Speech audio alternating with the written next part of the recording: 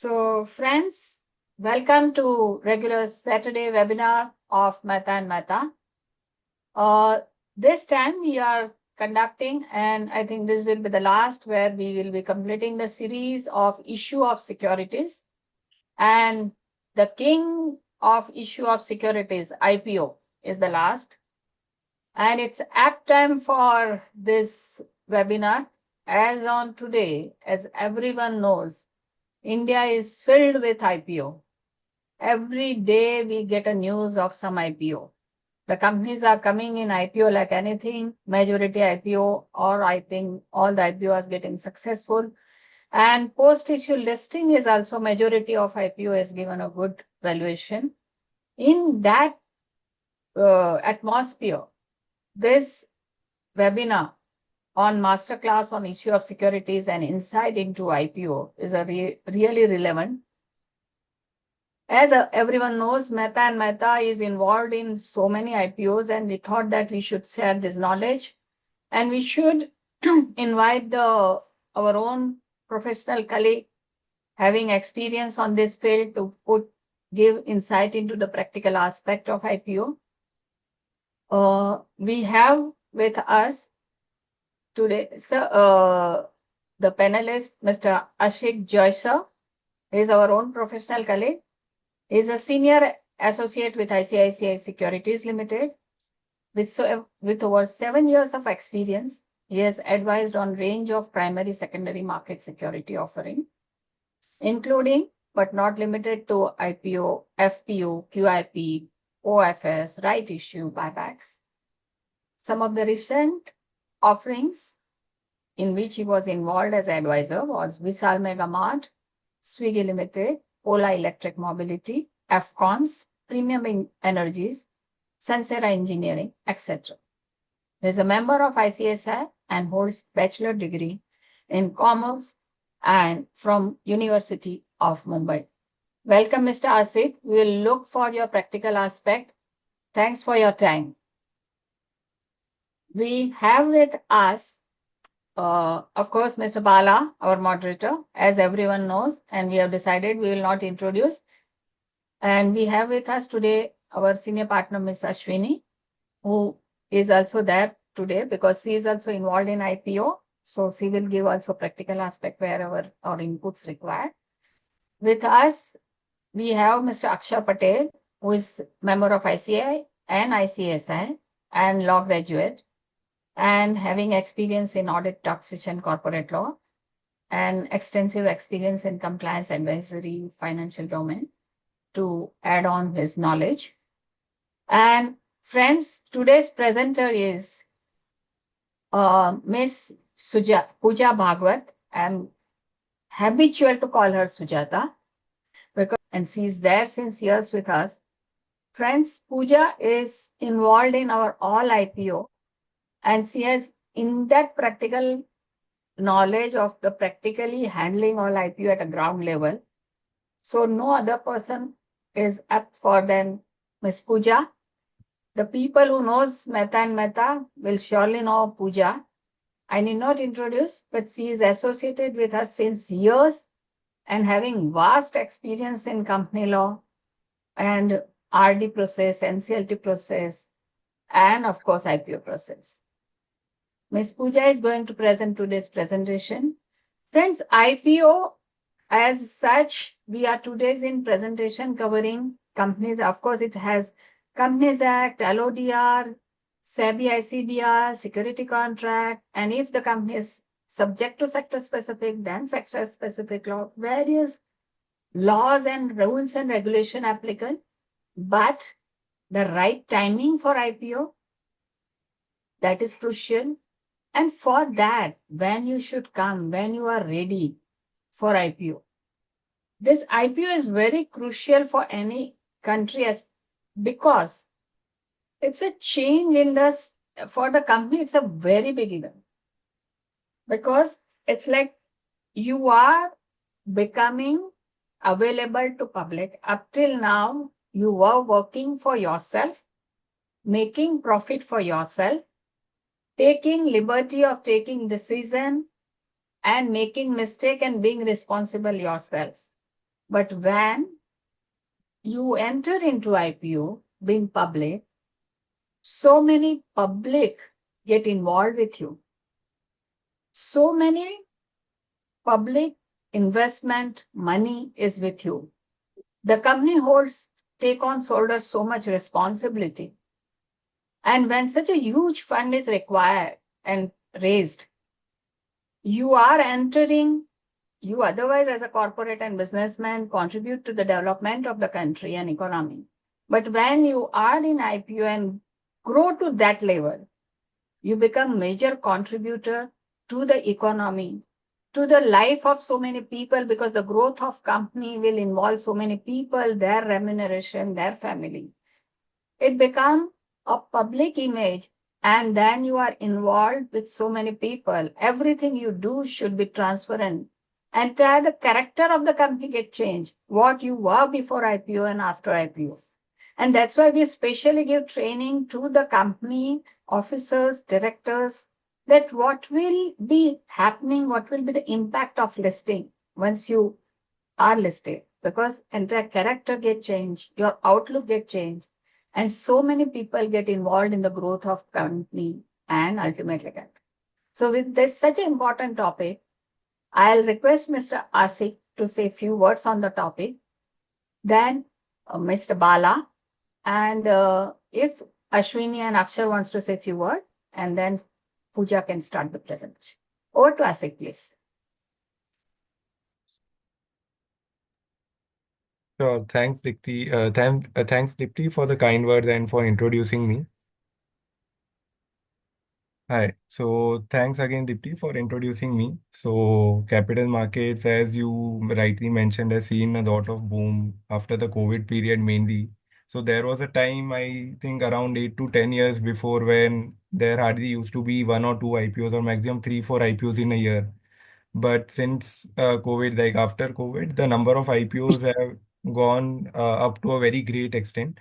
Like in a year, people are doing more than 100 IPOs, all in all the big banks and all. So yes, it has been a great experience working with all the different kind of companies, the different kind of clients that we do, and for handling so much of public funds, considering the faith the public puts in us for handling their money and ensuring that it is in safe hands. So it is a great opportunity for us as well to manage everything at our end and to ensure that we bring good companies with which are compliant with and are having good corporate governance practices at their end.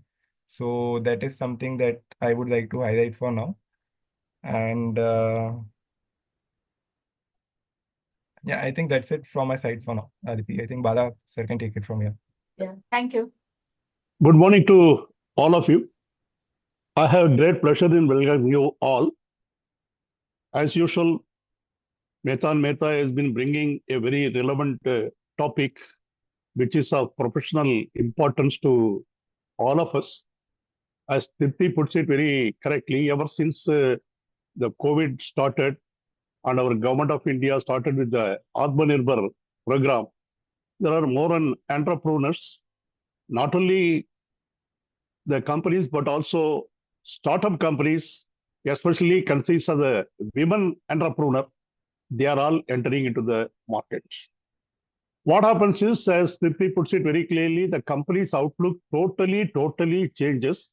Company which is actually managed privately or even limited people like unlisted public company, the unlisted public company becomes a listed company at the end of the IPO. So when an unlisted company becomes listed company in the IPO, there are a lot of requirements because all along you are governed only with the Companies Act.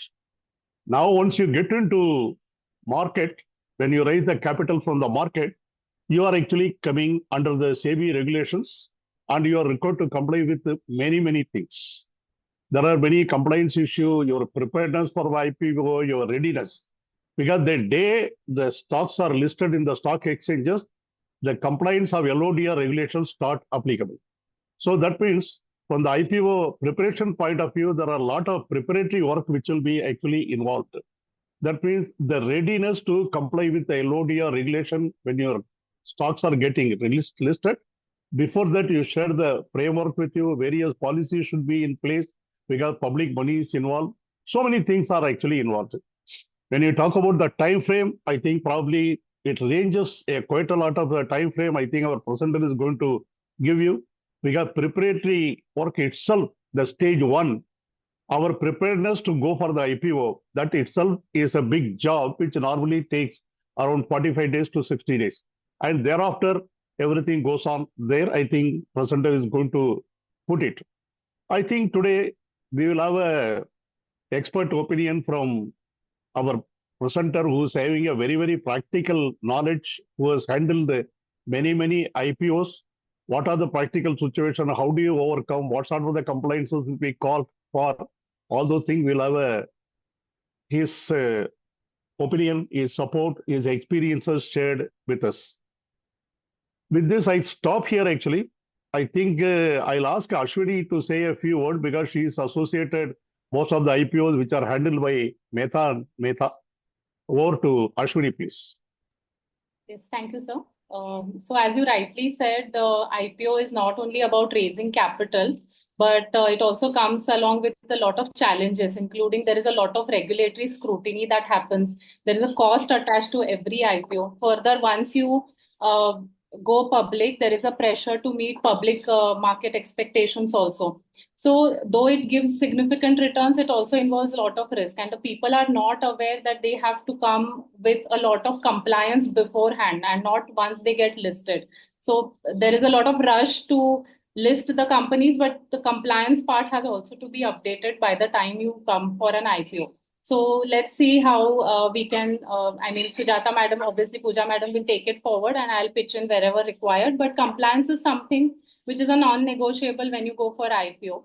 So coming with a rushed IPO does not serve the purpose. You have to be very prepared. You have to be prepared for 2-3 years before you come in for IPO. And obviously your compliances have to be updated by the time you reach. So I'm also looking forward to hear from Mr. Ashik, from Pooja Bhagwat and all, Akshar as well. So over to you, ma'am. Akshar, you would like to say something on the topic?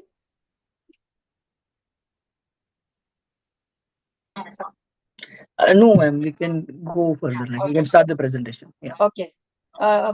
Pooja, you can start. Friends, today's we are covering the overview of the process of IPO, intermediaries involved, then also SME IPO, price band, and comparison with SME IPO, bringing SME to the main board. And now, Pooja, you can start the presentation. Thanks a lot.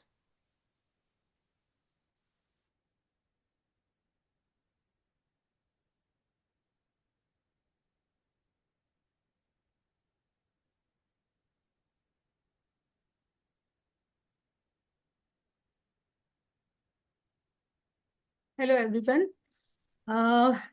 Today I am just presenting IPO requirements. That means I'm giving the dynamics of various IPOs along with a systematic process involving launching an IPO, along with the framework governing IPOs as prescribed under the SEBI regulations and Companies Act 2013.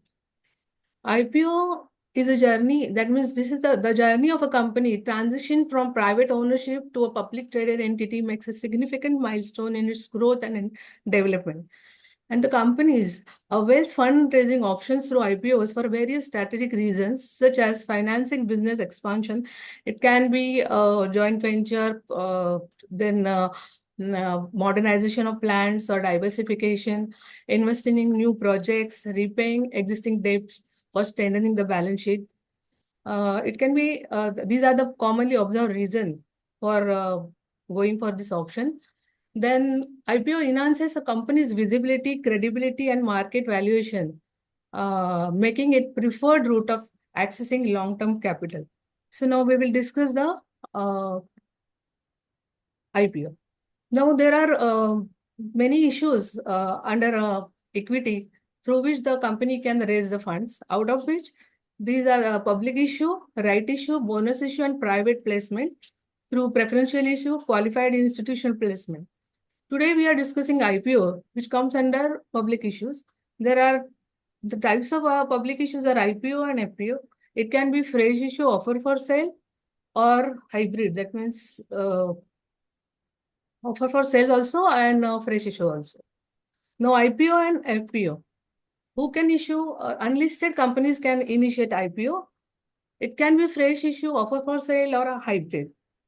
It offers transparent pricing and affordable entry points to the investors, and companies benefit. It is a source of raising of significant capital. It helps to build the position, credibility in the market. It offers first-time listing platform to the issuer securities on the stock exchange, and it offers intrinsic share price to the promoter. Same as for FPO. Only thing is, listed companies can initiate FPO. It can be offer for sale, fresh issue, or hybrid, or it offers a and here it offers opportunity for the investor to take the position in already proven stock since it's already listed company. The benefits are same as like IPO. The types of IPO: primary IPO, offer for sale, and hybrid. In the primary IPO, issuance of shares here. Sujata, just go slow. People will be also there who may not be. Go slow, little us. Thank you. The types of IPO, that means primary IPO. Here the issuance of fresh shares. That means here the post-issue, the funds are transferred to the company's account. And offer for sales, here the after post-issue capital, that means the funds are transferred to the selling shareholders account. And in hybrid, the respective part, that means if it is a fresh issue, then whatever part of a fresh issue of the offer transferred to the company's account, and whatever part of the selling shareholder is transferred to the selling shareholder's account. Sorry, The just primary one point on this slide, Sujata. So the amount in case of primary issuance is not transferred to the company's account directly. Yeah, So that. the monitoring agency is appointed and the amount is to be transferred there only because of the monitoring requirements of SEBI. It cannot be directly transferred to the company. Okay. In case of fresh issue, that means the examples are Adani, Wilmar, Ventive, Hospitality. Then offer for sales example LIC, Kararo, Bluejet Healthcare. Then hybrid, Nika, Vari, Afcon, Transrail. These are the recent issue. The regulatory bodies and their roles. Here the apex regulatory authority who is overseeing securities market is the SEBI. And it formulates the regulations such as SEBI, ICDR and LODR, and reviews draft prospectus and enforces transparency, penalizes misconduct. This is the role of SEBI. Then Ministry of Corporate Affairs, it registers the RHP in case of RHP and prospectus in case of book building issue, and prospectus in case of fixed issue. Ashish, there is somebody is asking, could you clarify the transfer of funds once again, please? Sure. So the entire scenario for transfer of funds in case of primary issue will be, so if the company is only going for primary issue, that is fresh issue of shares whereby the fresh funds are being raised, then in that case, if the issue size is more than 100 crore, monitoring agency is required to be appointed. So this requirement comes from SEBI ICDR regulations. So because of that, any fresh issuance which is above 100 crore, for that, a monitoring agency is to be appointed and a separate account with monitoring agency is to be opened.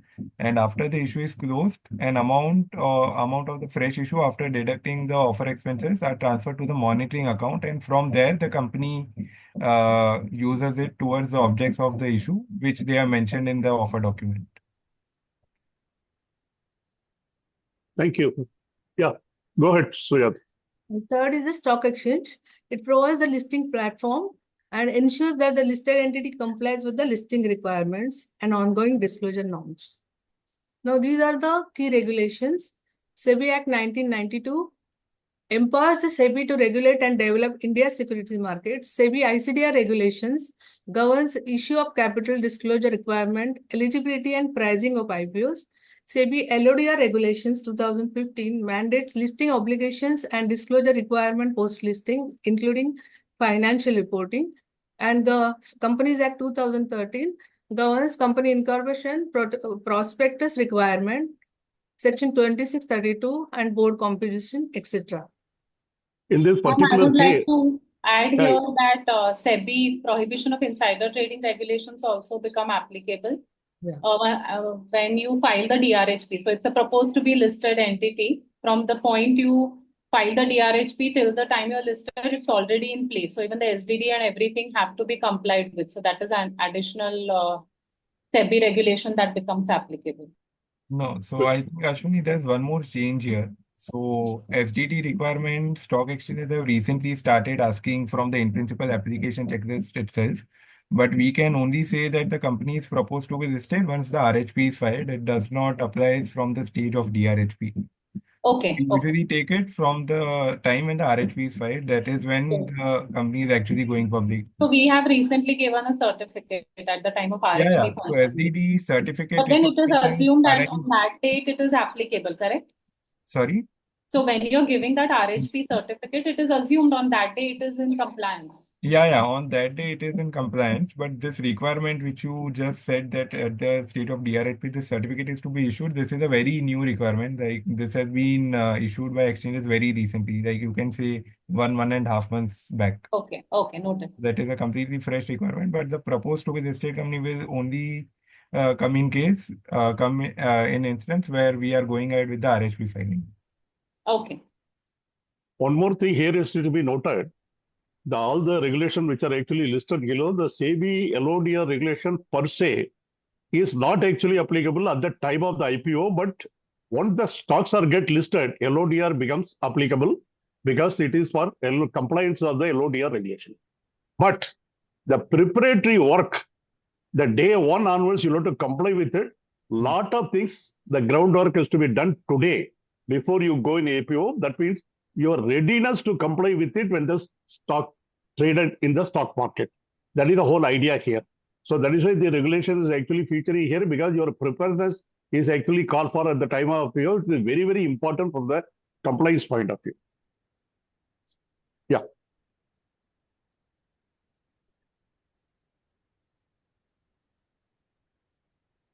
And one more regulation, that is securities contract regulation and rules. That means that also is a key regulator.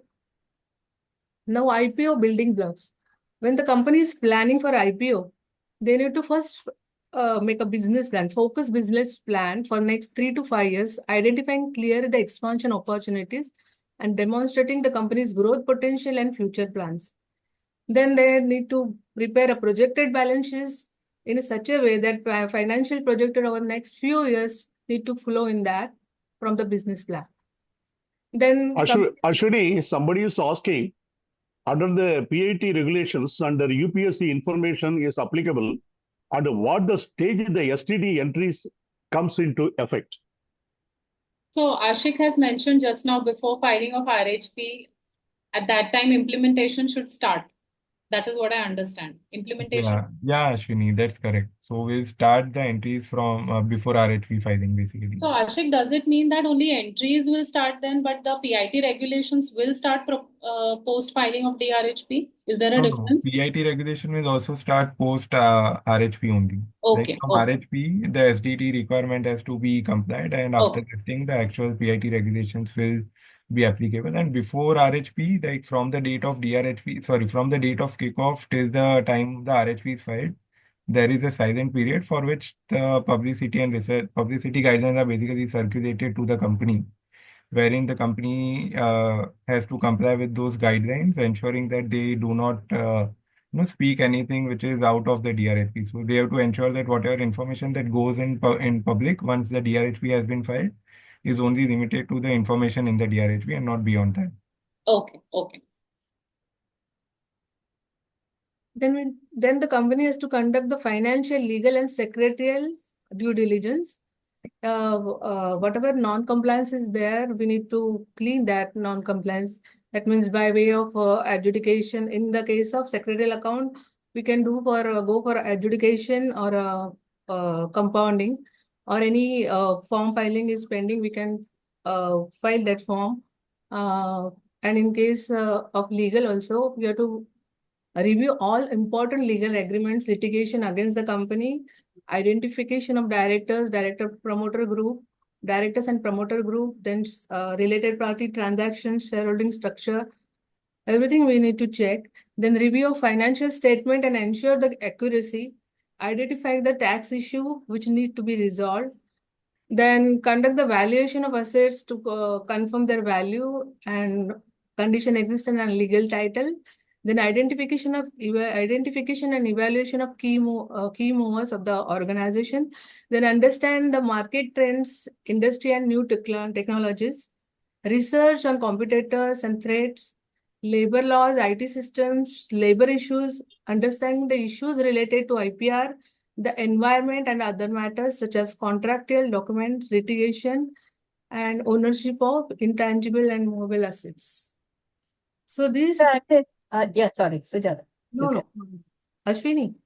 No, Mr. Ashit, can you Yeah. give your comment on this timing and, because this is a very thing, your practical guidance to the audience, please. Yeah. So in this case, what usually happens is the company in most of the cases appoints IPO advisors. So you will see in many cases IPO advisors are there which assist the company in being IPO ready. So in IPO readiness, they basically ensure that the company is in compliance with the requirements of SEBI LODR and the upcoming ICDR requirements which will be applicable to the company for offer document filing. So it basically ensures that they work with the company together for, you can say, a period of 1 year or 2 years to ensure that entire point, all the requirements which the company will have to fulfill for going public, they ensure that everything is in place. So that is the main work which IPO advisor does. But in many cases, if the company is a professional company where they have a proper secretarial and compliance team, in that case, that IPO advisor may not be required. The CS can itself handle it on its own, considering that all the past records are clean, and if there are any missing records, then they clean it as well by preparing the same. So that is how usually a company gets IPO ready. And One for more thing is financials there. also, since the requirement is to go with Ind AS, so the company can start preparing the financials as per Ind AS basis instead of IGAAP, because that is the requirement again from SEBI ICDR regulation basis which the disclosure is to be made in the DRHP. And with respect to financials projection, it basically depends on what reason or for what purpose the company is actually planning to raise funds. So if the objects are, working capital, then in that case, the financials or projections are to be prepared. But if the requirements are for some other purposes, such as for setting up a factory or for setting up a plant or for investing in subsidy or any other thing, then in that case, the requirement of projections may not actually be required. So basically, the requirement of projections or the requirement with respect to object varies basis what the objects have been identified by the company. And one more important thing here would be company has to also run a check on the memorandum and article of associations. Because when you go for the in-principle approval, the memorandum and article of association should not contain any restrictive clauses. Because when you are in a private company or unlisted public company, normally it is a practice in many companies. What happens, every board meeting will be conducted and the board meeting will conduct a quorum unless the joint venture partner is actually present in such meetings. So that normally many companies used to have a clause. If such is the clause, when you go for the listing, then what happens is within a month's time, you'll have to record to publish your unaudited financial results.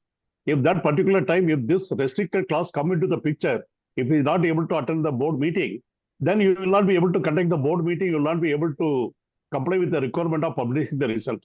So such restrictive clauses specifically need to be looked into. So accordingly, the necessary amendment has to be brought into the article if required. That is another thing which you need to look into. Yeah. Yes, Yeah. Ashwini, you would like to Yes. add something? I would like to add one more point here. Sorry, Ashwini. Yeah. Yes, go ahead, please. Yeah.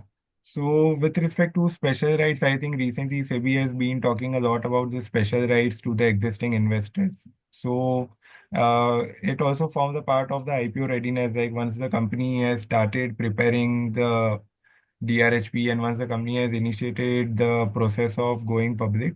So before DRHP filing, there are multiple special rights which the existing private equity investors or existing fund houses who have invested in the company, they might have pursuant to a separate shareholders agreement. So this rights can only, exist till the time the company gets listed. Once the company is listed, this rights will fall away. So this rights cannot be continued once the company gets listed. So this is also one of the important point which I wanted to highlight. In addition to the AOA point, which I think Bala sir rightly highlighted.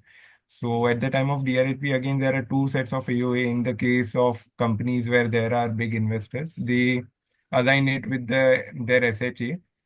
But at the time the company gets listed, the company can only have one set of articles of association which are to be in compliance with the Companies Act requirement. Yeah. Yeah. Yeah. Pooja. Yes, Ashwini, you have anything?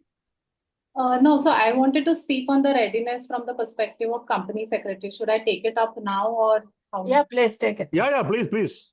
So we are all talking about the obligations and all from the perspective of regulations, Companies Act and everything. But from the perspective of a company secretary, how prepared he should be, we have to take this up because I assume most of company secretaries have joined today. First and foremost, I would like to raise the point that most of the company secretaries have to understand what is the process of IPO. So basically being very familiarized with the regulatory requirements. Most of them are not aware which regulations will come into picture. So that should not be. We have to be very much prepared with respect to, as ma'am before 2-3 slides before has said, these all provisions or regulations come into picture. So have to be very thorough with. So if the merchant bankers or the legal counsels are referring to any provision, we have to be thorough with the provisions because this is our forte. So we should be aware of what all regulatory requirements come in with IPO. We also have to understand whether our company is ready for the IPO. So when I say we have to understand is whether the compliances are up to date. The compliances are there in company. So all the filings are in place. Your minutes are properly signed and bind and everything is in place. Your filings, everything. So we have to be prepared with respect to the documentation of the company before we approach for any due diligence for. So as Ashik said, there have been big investors. Wherever there are big investors, there is going to be due diligence. But what about other companies where there are no investors, so which go for IPO? They have also to be prepared with all the documentation. Further, corporate governance structure, just a minute. So corporate governance structure, whether it is in place, whether is it in line with the SEBI LODR regulations, there is going to be a lot of due diligence that is happening pre-IPO. There has to be a lot of preparation that goes in. Plus, there is a lot of filing that has to be done. So you should be aware what all these filings are, what is the preparation requirement. Further, there is going to be a lot of stakeholder communication, from communicating with the consultants, communicating with the merchant bankers, legal counsel. You have to be prepared with all this. There's going to be sleepless nights for all the company secretaries. They have to ensure that the communication is proper. And one more thing I would like to say that there's you also have to be aware post IPO what are the compliances that will come on to the company. So not only till the time of IPO but also immediately on the day of listing, if there is any compliance, you need to be aware. Post listing, you need to be aware what are the compliances. So you cannot be reliant on outside consultants or everything, but you have to have your own checklist. You have to have your own set of knowledge and documentation prepared before you move in. So I think that preparedness should be there within the secretarial team before they go in for IPO. Well said, Ashwini, actually. Here, when we come to the IPO, the company works with a lot of intermediary people who are actually associated. They are all assigned with the various jobs which they are actually doing it. But when it's come to the compliance part of it, it is actually the company secretary who's within the organization. He is a responsible person who's also known as the compliance officer only under the SEBI LODR regulations. So that means, as you rightly said, he needs to know the regulation, everything is going as per the compliances. Although he may not be doing many things himself, but at the same time, he has to ensure whatever is being done by the intermediaries are actually in line with the compliances which are required. That care he has to take, that preparedness is actually required. I think you touched upon the very right point.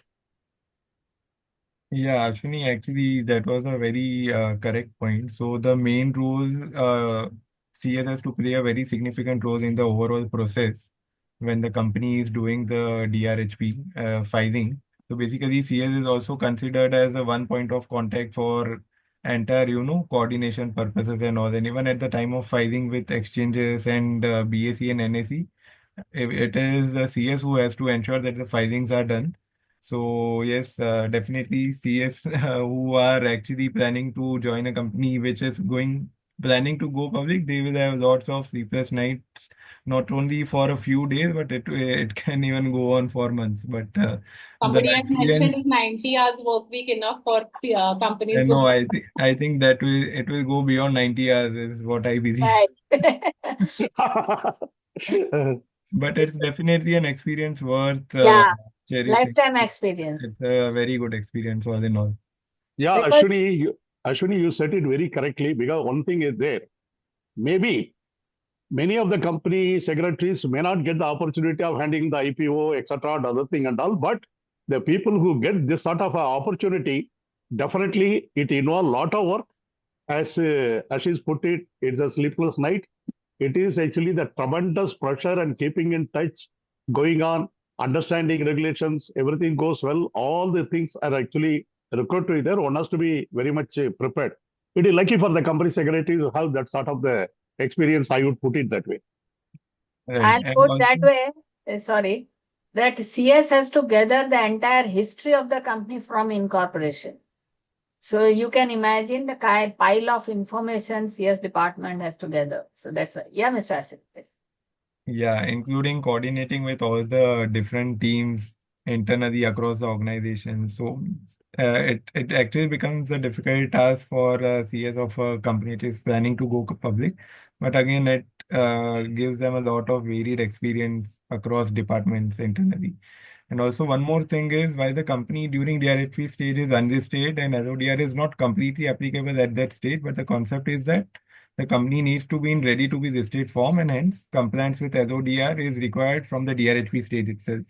So again, even if the company is not actually listed at the time of filing, but we have to ensure that the company is compliant with all the LODR requirements right from the word go. So that is why we ensure that everything with respect to LODR is in place from DRHP stage itself, including the corporate governance requirements, which form a major part of it because the major thing which a company which is planning to go public has to follow is the ensuring that the board is in requirements is in compliance with the requirements of LODR. That is So that something which company actually takes works. time for identifying the directors and identifying the woman director as well, which is again a listed company requirement. So all these things are to be ensured before DRHP stage. So a lot of effort actually goes into the preparatory stage. In fact, there is a Rajashri Bobik advocate. He has actually shared his thoughts on the various checklists. I think it is a very good thing what he has shared. People actually can go through it. Similarly, as you said, the women director, there's another participant also pointed out this about the woman director. He is also pointed out that is actually there. These are all the things which are coming. I think people can actually go through this, whatever is put up here. Yeah. Thank you, Rajashri, for your thoughts and your sharing on the checklist. Yeah. Yeah, Pooja, go ahead. Now, eligibility criteria as per SEBI ICDR Regulation 2018. So now, as per Regulation 6(1), the company's net tangible assets should be at least 3 crores in each of the preceding 3 full years, of which not more than 50% are held in monetary assets. The second criteria is operating profit. Average operating profit of at least 15 crores during the preceding 3 full years, with operating profit in each of these preceding 3 years. The net worth of at least 1 crore in each of the preceding 3 full years. Then in case the change of name, then at least 50% of the revenue should be generated from the activity indicated by the new name. If there is a non-satisfaction of 6(1), then if the satisfaction of 6(1) in this, at least 50% of the net offer be allotted to QIBs. And in case of non-satisfaction of the above conditions, that means 6(1), the issue shall be made through book building process. At least 75% of the net offer be allotted to QIBs, and full subscription shall be refunded if it fails to do so. So this is Someone is asking, can you explain regarding the monetary assets? Ashik, can you Sure, explain? sure. Sure, I can do that.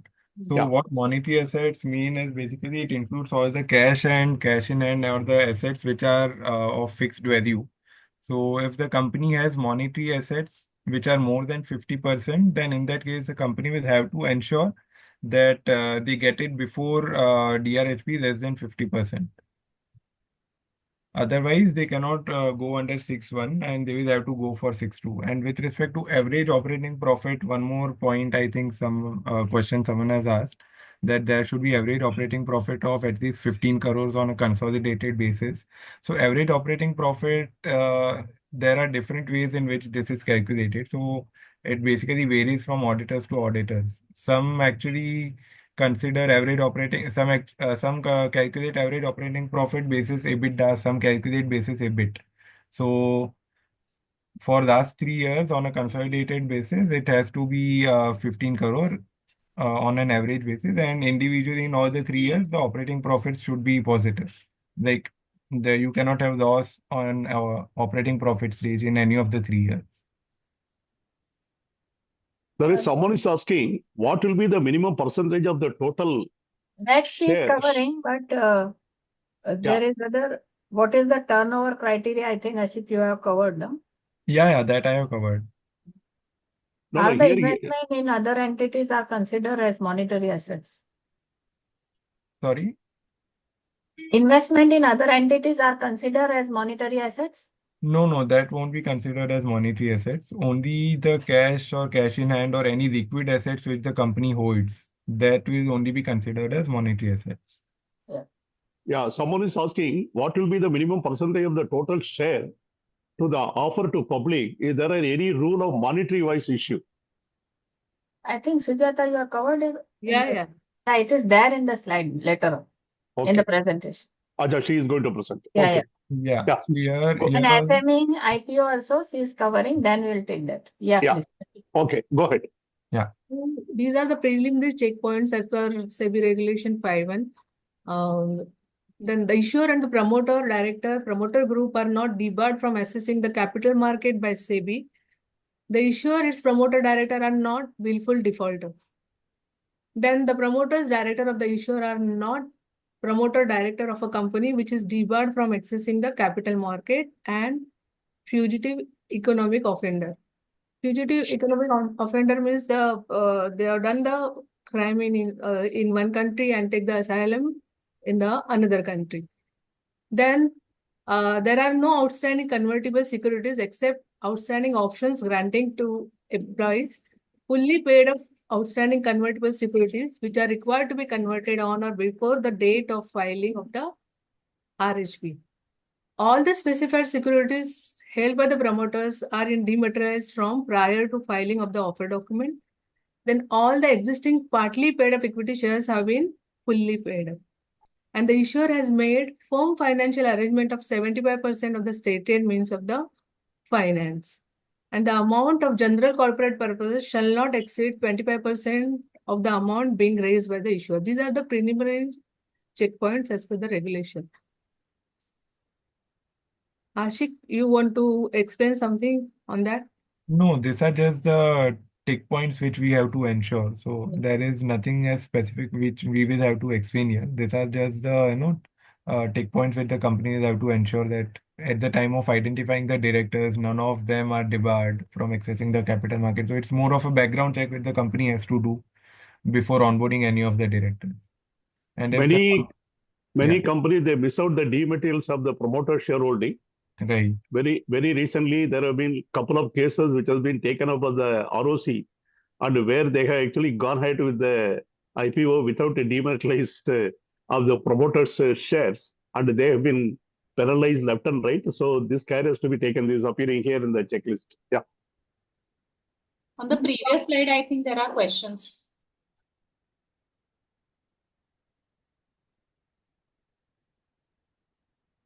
The last question, whether any convertible securities required to be fully paid.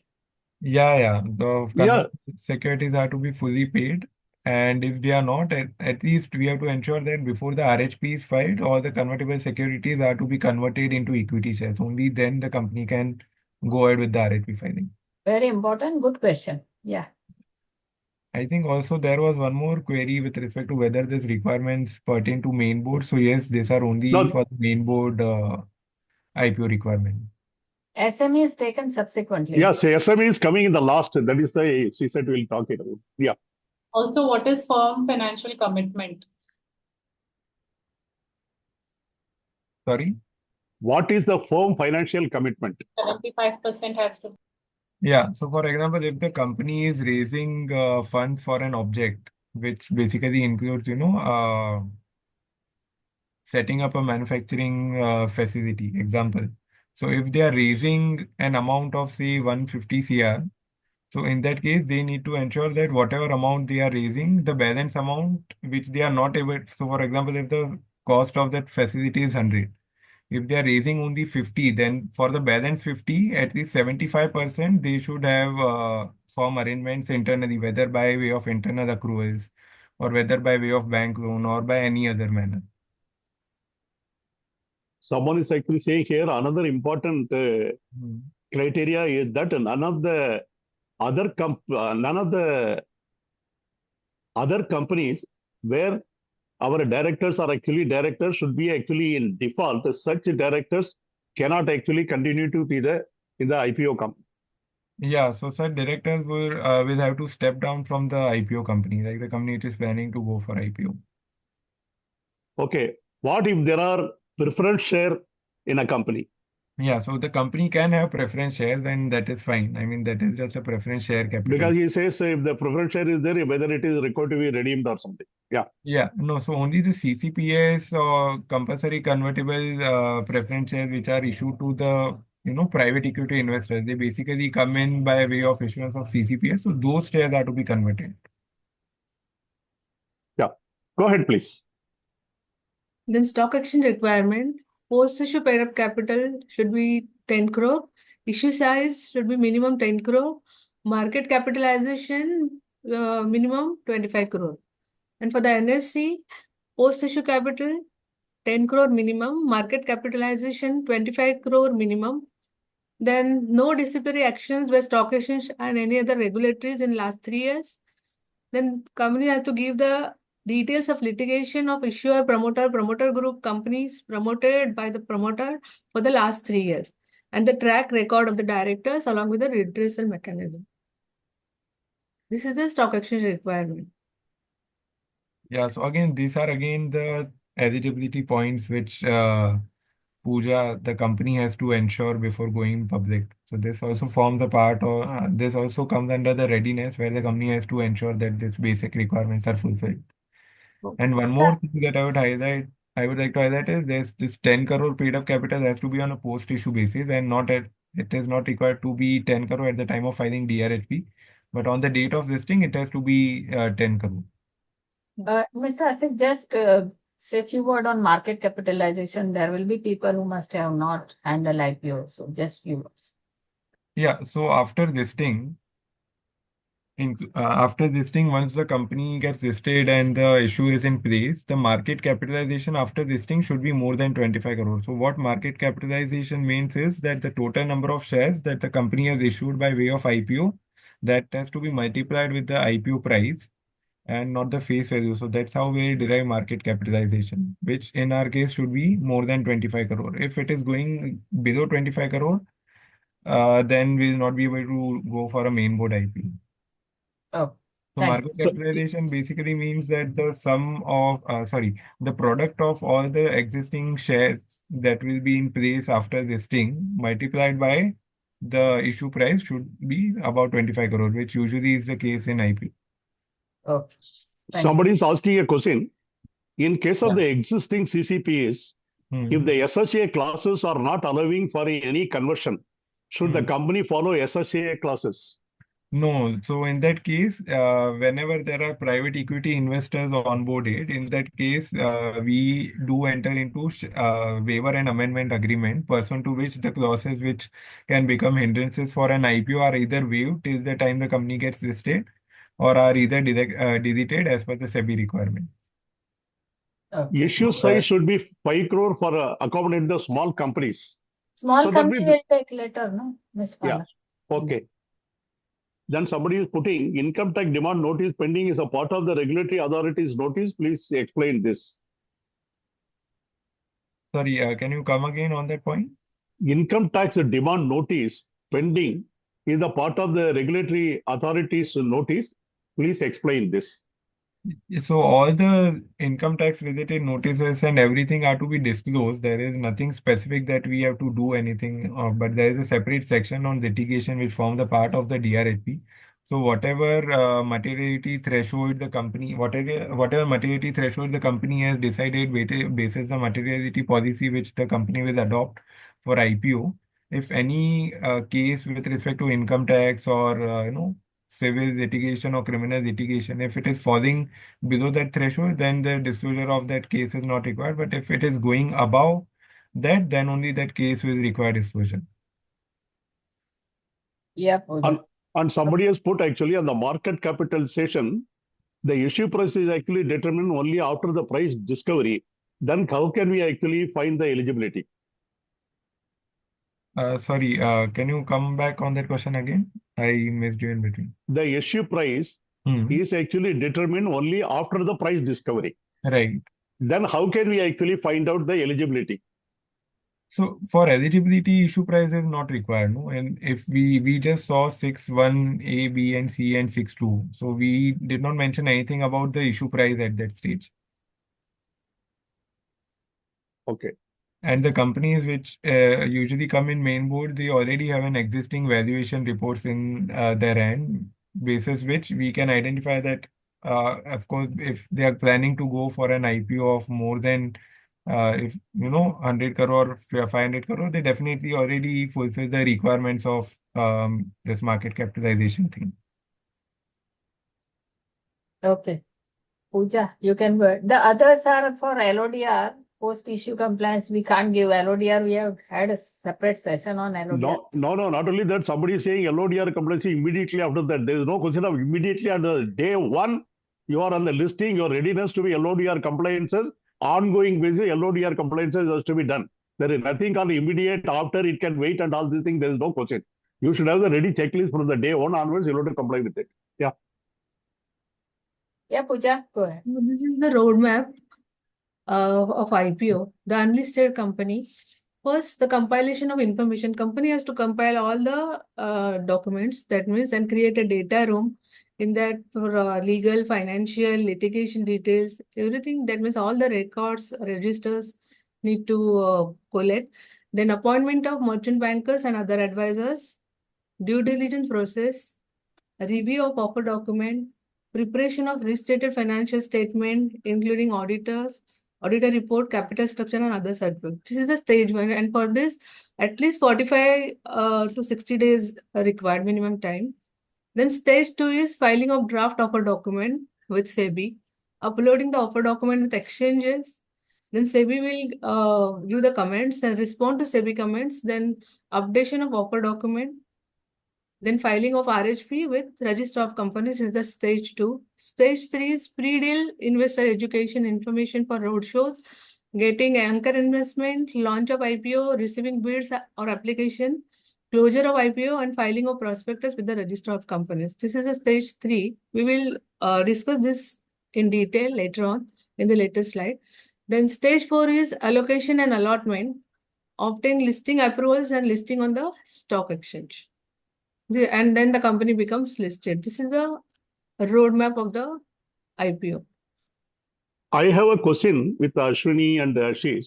Hmm. Okay, stage one, she said actually 45 days to 60 days, which is actually the preparatory work.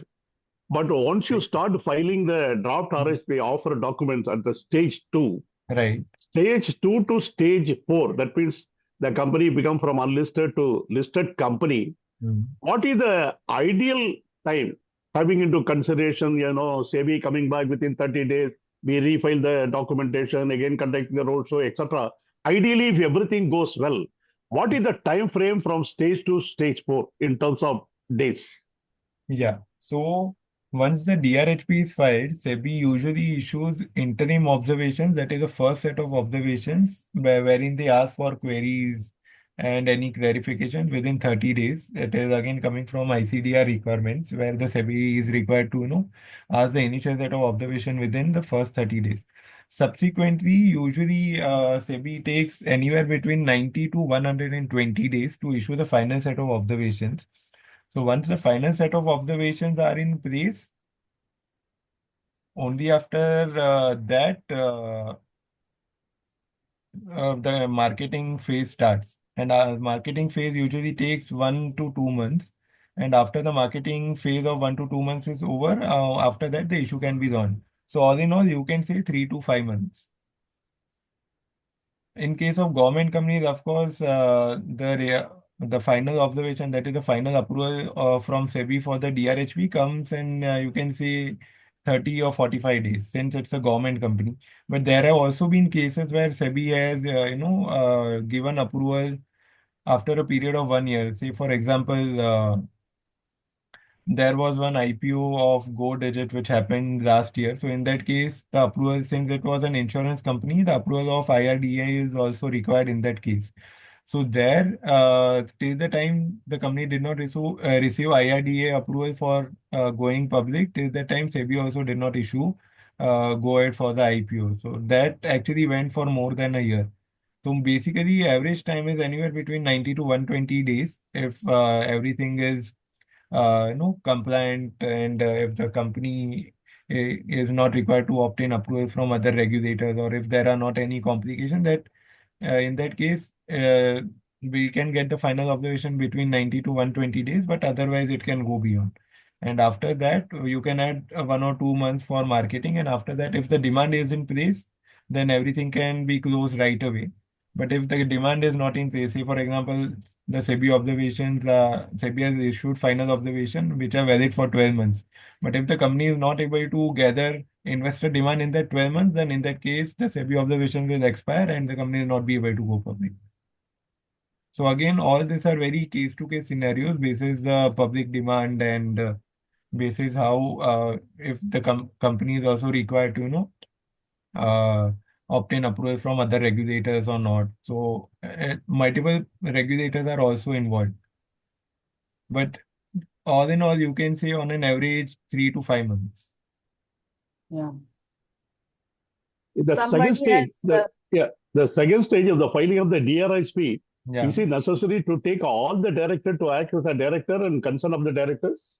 Sujata, Yes, keep yes. previous slide on. And somebody requested to explain again market cap. Market cap, I think he has actually said already. Explained very well, yeah. Yeah, he has given the very good explanations about market cap. Yeah. Sorry, what was the other point, Bala sir, that you asked?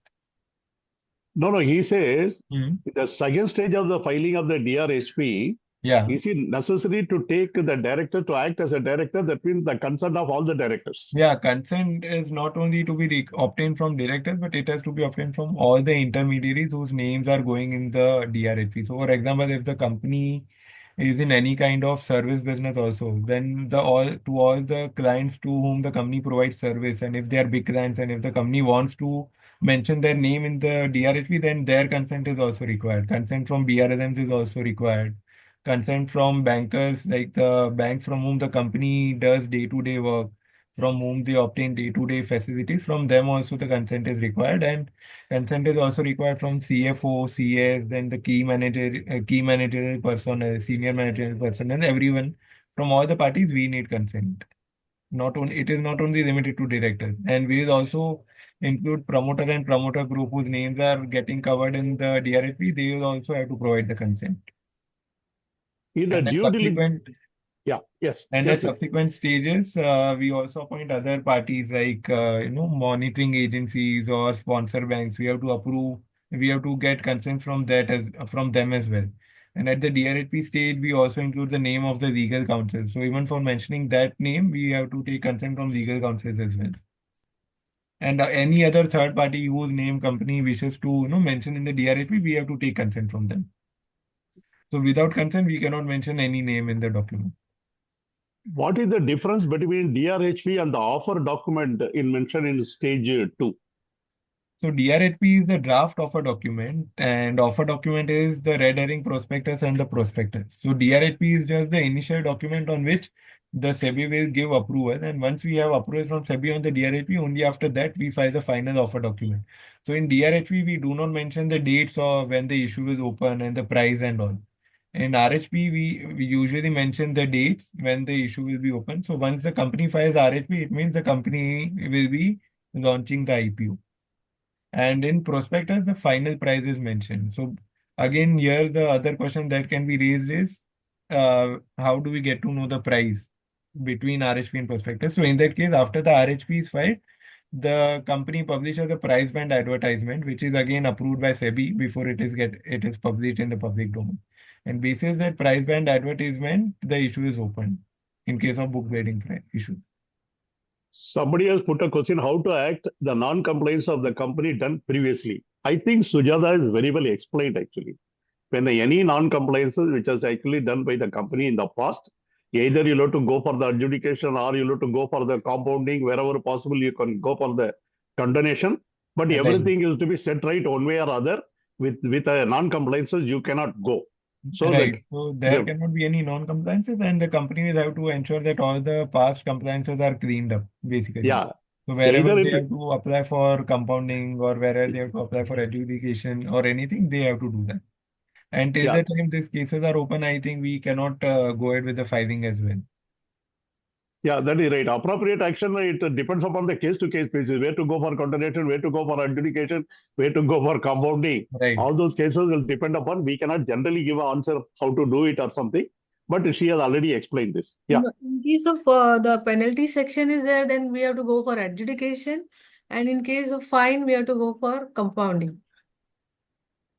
Yeah. In the Then there is one more thing. So, for example, if the company is not able to trace the records, the details of which are to be provided in the offer document, then in that case, I believe again the PCS search report is required to be obtained. So nowadays, the SEBI is asking the PCS certificate on the capital trade. That means wherein we need to give entire capital trade, promoter built up, then selling shareholders built up, then certificate on the independence of the director, then certificate on the corporate governance, then ESOP implementation, and the ROC search. That means whatever documents are available in the D file, which are not available in the D file, which are destroyed by the ROC, which are available on the MCS site, which are not available with the companies, and what type of actions you are taken. That means if the Form 2 is not there, then how you built up the capital. So we have checked the secondary documents, that is a MGT 7 or 20B. So like that, that means SEBI is asking nowadays PCS certificates, and PCS also has to give the consent or as an expert. Okay. Sujata, somebody is asking, what form the company will be filing the RHP with the ROC? GNL2. Multiple GNL2 we have to file. First form is RHP. We have to, that means that each attachment should be 2 MB, below 2 MB. So we have to make the parts of RHP and file first form along with the SEBI approval. Then all other material documents and material contracts we have to file subsequently in multiple GNL2. So there will be 15 or sometimes depending upon the material document, number of material documents, it will vary. So from 10 to 15 like that GNL2 we have to file. And nowadays this process is STP. So we will get the approval from the ROC within 2 or 3 hours after filing. Okay, thanks. So, Can we move? somebody is putting a question, is a secondary, that is transfer of the equity share by the promoter to the outsider after the DRHP, but before the RHP filing allowed to the main board and SME IPO. No, so in main board it is not allowed. We cannot, the promoters cannot transfer the shares to the outsider. It can be between the promoter group, but outside the promoter group, it is not allowed. Okay, somebody is asking, can you please explain the green shoe option? Not now. Okay. I think Asik, we will finish it off little bit. Yeah. Go ahead. Sure, Because sure. we have not entered. Okay. And then at the end, out of topic on this the slide you take it, but additional point like Greensu is not covered, we'll take at the end. Okay? Okay, let us go through the presentation. Yeah. Now, company has to Otherwise, 2 o'clock also will not complete. Okay, yeah. company has to appoint key intermediaries, and these are the key intermediaries along with their roles. First is the BRLM, merchant bankers. They their activities is overall transaction management, due diligence, regulatory interface, investor interface, and marketing. Then here one or two, if sometimes if one BRLM is there, then he can, that means his role is specific. Then if more than one BRLM is there, then the one which are the SEBI coordinator is called a left lead, and this and the remaining BRLMs are distributing this role among themselves. Now, domestic legal counsel, due diligence, drafting of offer document, advisor on Indian legal regulatory issues, drafting of agreements, and issue of opinion. Then selling shareholders, legal counsel, agreement, disclosure in the document, certificate, opinion, consent, among others. Then auditor, PCS, and independent chartered accountant, responsible for preparing restated financial statement and other audit-related deliverables. Then PCS and independent chartered accountants have to give certain certificates. We already discussed the PCS certificates. Like that, chartered accountant also have to give the certain certificates. Then international legal counsel, legal advisor on international laws. That means they are taking care of international laws, then and international wrap of selling restrictions and legal opinion. Then the registrar, post-issue coordination, collation, and reconciliation of information and assistance in allotment process and listing and trading. Then advertising and PR agency and printers, formulation and execution of media, PR strategy, organizing roadshows and coverage of IPO, positive news flow, bulk printing to the RHP, final prospectus and application of forms, and ensure timely dispatch and distribution of the stationery. Then share escrow agency. The escrow agents hold the shares in the neutral account typically till certain predefined conditions are made by the parties involved in the deal. Then industry report, publishing an updated industry report, extract from the report to be used in the industry section in the DRHP. Then escrow banks and monetary agency, collection of funds for the anchor issue portion and remittance to overseas selling shareholder in case of non-resident selling shareholders, and monitoring the utilization of funds and submit the report on quarterly basis till the 100% utilization of proceeds other than OFS. Here, monitoring agencies have to give the quarterly report to the exchange till the, if it is a fresh issue. No, it is a fresh issue. In case of offer sale, it is not mandatory. It is not required. But in case of fresh issue, the monitoring agency has to give the report on the spending. Asif, you want to comment on anything? Yeah, I was about to say that. Can we just go to the previous slide? Yeah.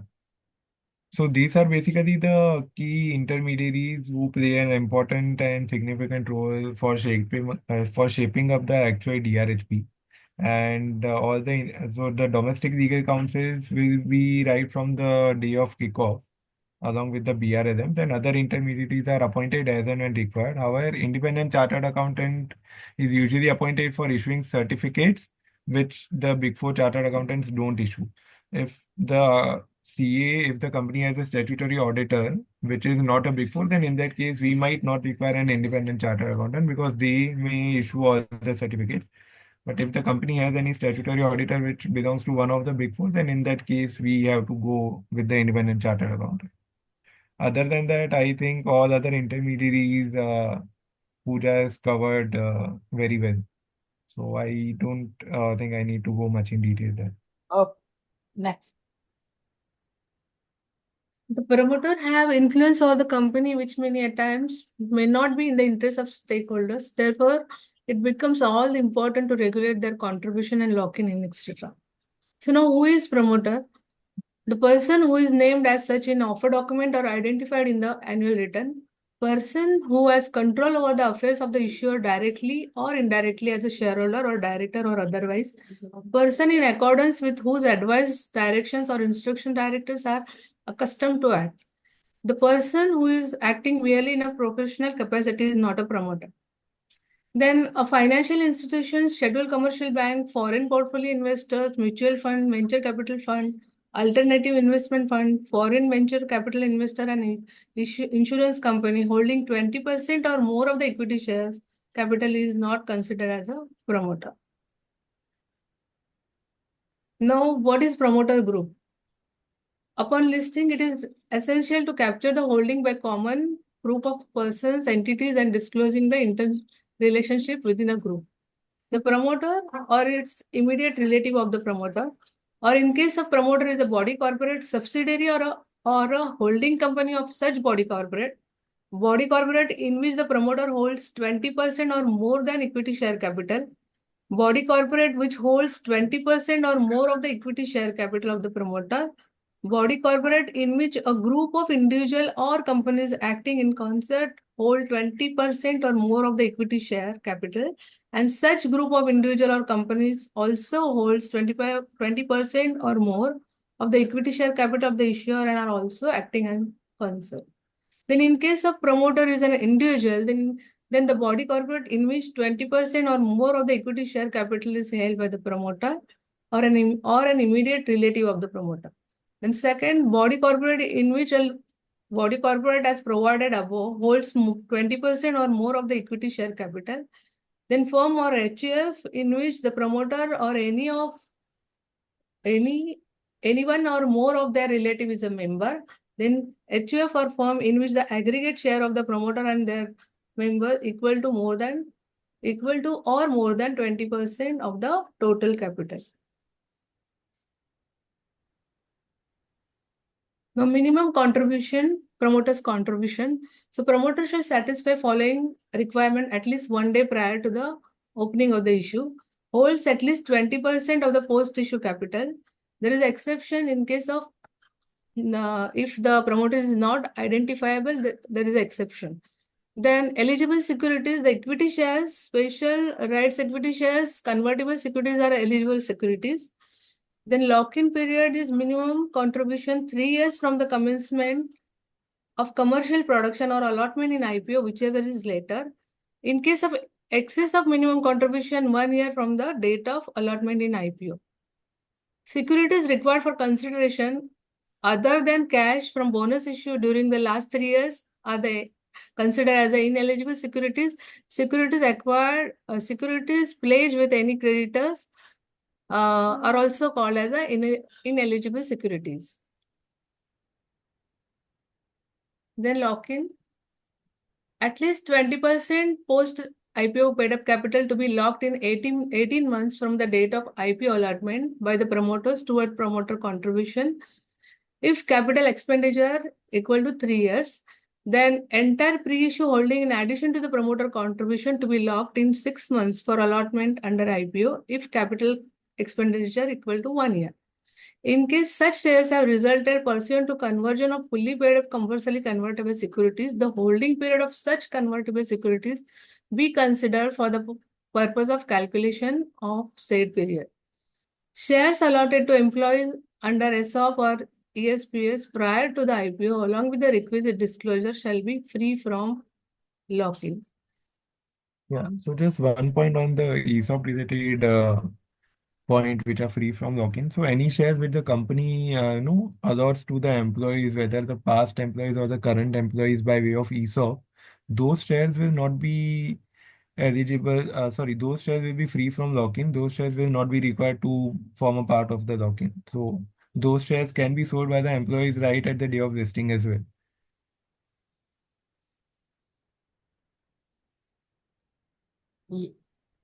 Then if the promoter is a body corporate, the disclosures, promoter has to give the certain disclosures in the DRHP, see, along with the incorporation details, register office, nature of business, shareholding pattern, board of directors, then capital built up and average cost of acquisition of promoter, selling shareholders having right to nominate and other shareholders need to disclose.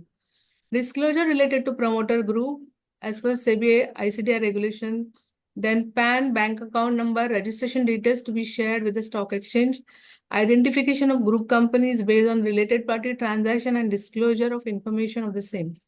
Then identification of 20% shares for lock-in along with the other promoters.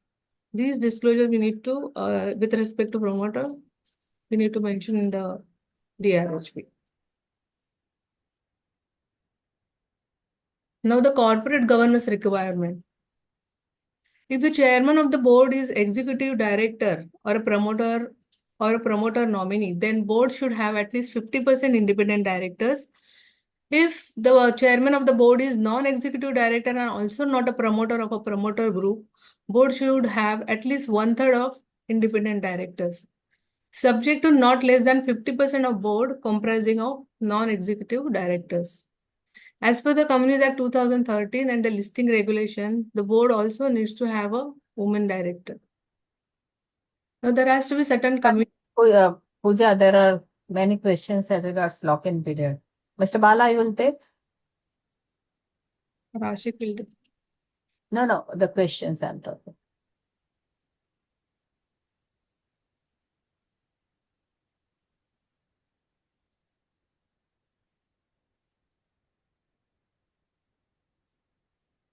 So I can take up the question. Yeah, otherwise I will. Yeah, please, Mr. As.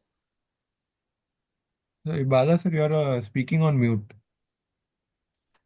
Mr. Bala, you're on mute. Locking it. Yeah. Sorry? He says, if the lock-in period, what will happen if the promoter dies? Yeah.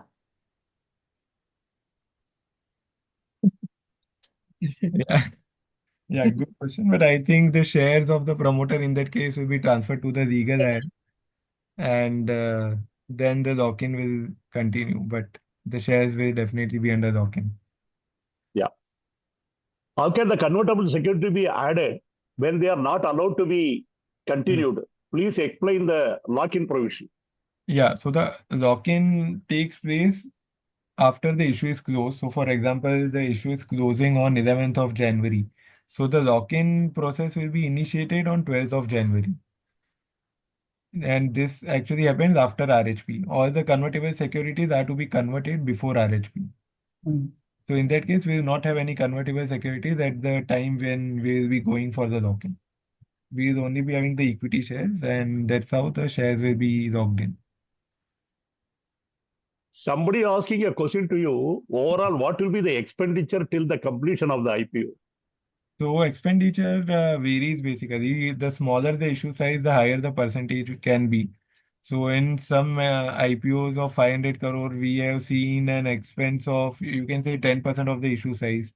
Whereas an IPO, whose aggregate size was, for example, say Paytm was 18,000 crore, the expense was around 2%. So it basically depends more on the size as well. But on an average, it's anywhere between 5 to 10%. Somebody put up a question. If any MGT 14 is actually not filed in the past, which was required to be filed with the ROC, whether SEBI will give the approval of the DRHP or RHP. I think there's no point in discussing this point because any non-compliance is required to be either complied with or fine, penalty, whatever the process has to be undergone. Right. It cannot be MGT is pending whether they will give the approval, Right. whether So an they will MGT not. form cannot actually be an hindrance for an IPO because then there is a separate section called risk factors in which we do a disclosure of the forms in a summarized way which have not been filed or any missing forms which the company was not able to trace due to some fire outbreak at ROC office or anything. But all these things will definitely not be an hindrance for SEBI to not issue the final approval. Somebody is asking, Sujata, I think probably for you, whether we have to file the compounding adjudication application GNL 1 for the matters such as non-filing of MGT 40, non-opening of a separate dividend account, non-appointment of the independent directors, File committee with the additional constitution. fee. You can file with the additional fee and go for compounding then. Yeah, you will have to check it out whether still you are able to file the form. If you are not able to file the form, there are two ways are available.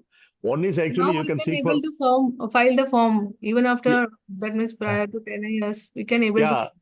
Yeah. Another thing is that Go either for- you can go for the continuation of delay or you can go for the adjudication. Any one of the things, the choice is yours. Okay. Are there any more questions? Yeah. And How the view of, yeah, Ms. Pal, go ahead. how the roadshow is done?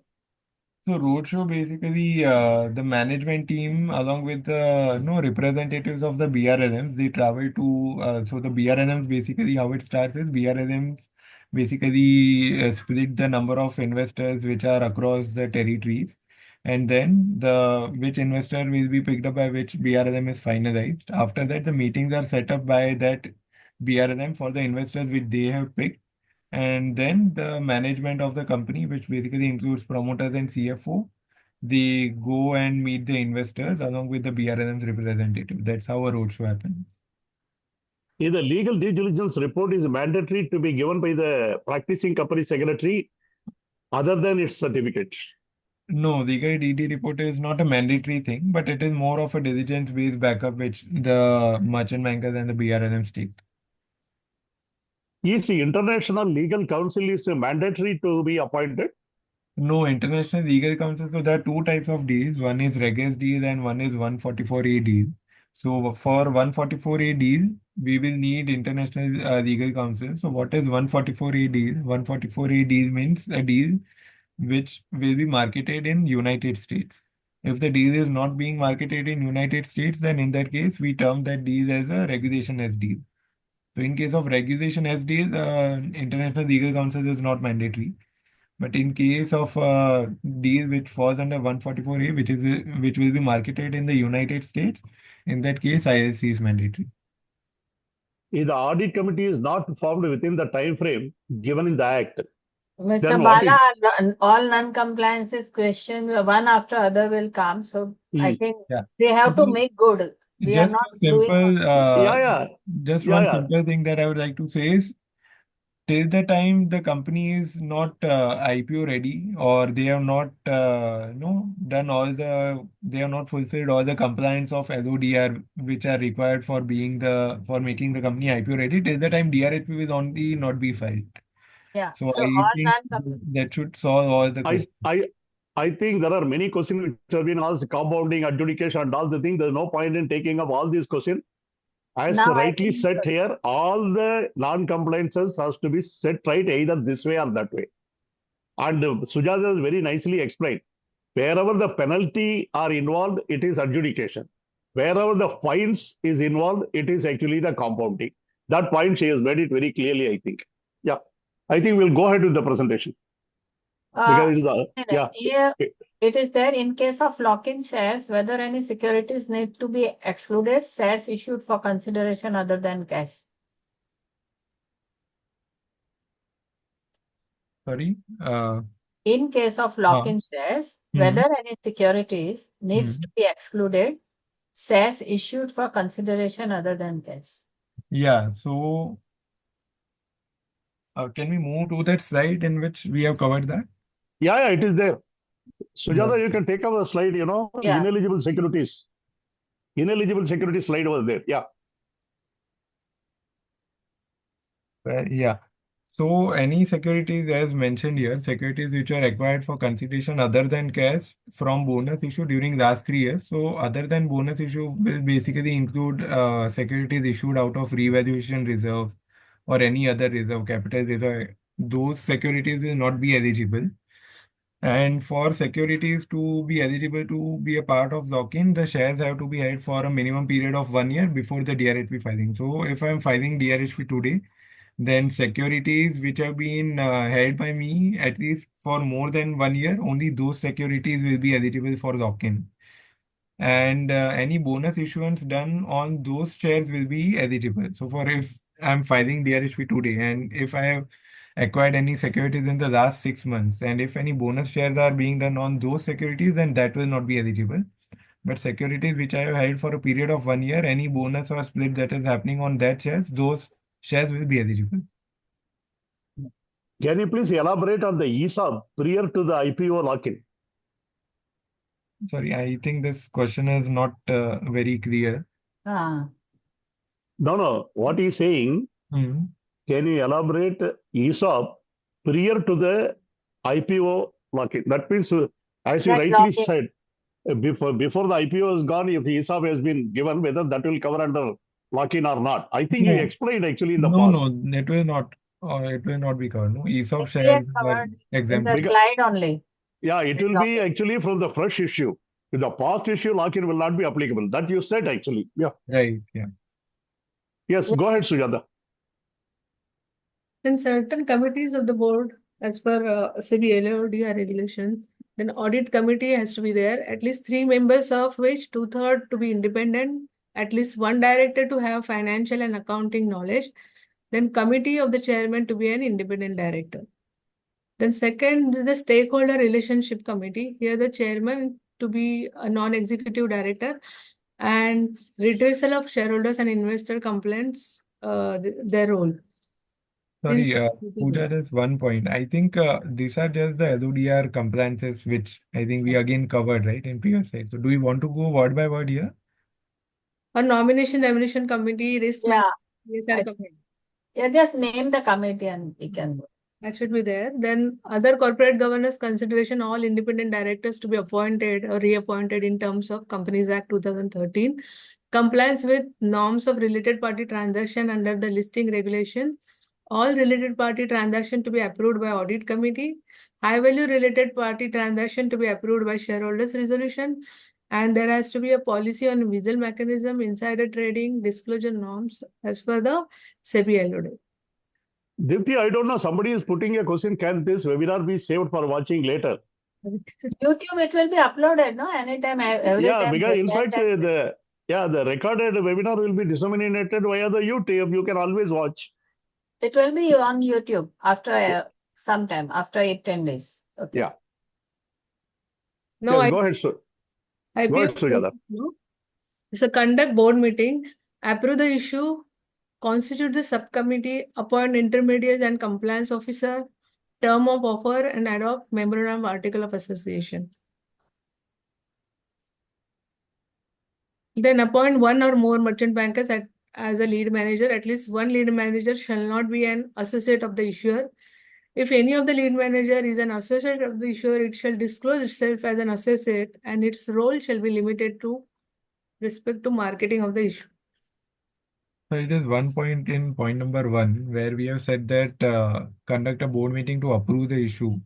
So it will not be a board meeting to approve the issue. It will only be an enabling resolution post which the company can initiate the IPO related work. Process. Yeah. Then enter into agreements with the intermediaries, appoint intermediaries. We have already discussed that. In consultation with the lead managers who shall independently access the capability of other intermediaries to carry out their obligation. So we already discussed this. Then appoint a compliance officer. The compliance officer shall be responsible for monitoring the compliance of the securities law and for redressal of the investor grievances. Then due diligence. The lead manager shall exercise due diligence, satisfy themselves about the aspect of the issue and prepare the due diligence certificate. Where more than 1 merchant banker is usually appointed. Sorry? Where more than 1 merchant banker is usually appointed. To fill in the issue, that is the only thing why more than 1 merchant bankers are appointed. Okay. Yeah, And go there is ahead. no specific answer to this. I mean, it's basically companies' call. Sometimes, if the company has banking relations, say for example, if the company is having banking relation with multiple banks, which includes ICICI, Axis, and SBI. So if the company is only having ICICI Securities as a BRLM, and at the time the company goes to seek consent from Axis Bank and SBI Bank, that they need their consent to go ahead with the IPO. Then in that case, they will also inform their internal different teams that these companies are going for IPO, and that's how other merchant bankers are also onboarded. Yeah. But mostly the main purpose is to ensure that the issue is subscribed. Yeah, go ahead, Sujata. Now IPO process flow as per SEBI ICDR regulation 2018. Here we have to file the draft of our a document with the SEBI, then simultaneously with the stock exchanges, apply for in principle approval from stock exchange. Then of the receipt of the in principle approval and the comments from the SEBI, we need to file the final observation. No, the stock exchange shall grant an in principle approval or reject the application for an in principle approval within 30 days from the receipt of application for in principle approval or receipt of satisfactory reply from the issuer in case where the stock exchange has sought any clarification from it. Then final observation of SEBI. SEBI shall provide observation or changes within 30 days from the date of filing. Then Just one after more, the satisfactory, just one more point. On the previous slide, we have mentioned that stock exchange will grant in principle approval within 30 days. Again, that is also not the case. I mean, there also we will follow the same process wherein they will issue observations and we will be responding. So it usually takes more than 30 days. okay. In the schedule, it is written within 30 days. That's why I have written. No, that must be for sending out their first set of observation. Okay. No, but it is written receipt of within 30 days of in principle approval or receipt of satisfactory reply, Reply, yeah. where the stock exchange has sought clarification or Yeah. observation. So it might be there, but actually it doesn't happen in that way. Practically, it is Yeah. not possible. Yeah, Yeah, practically it is different. Yes. Yeah, I mean, many things are there actually written, but practically what happens is it depends upon a case-to-case basis. You may receive some cases lesser, some cases more, it takes longer. Yeah. Right. Yeah, go ahead.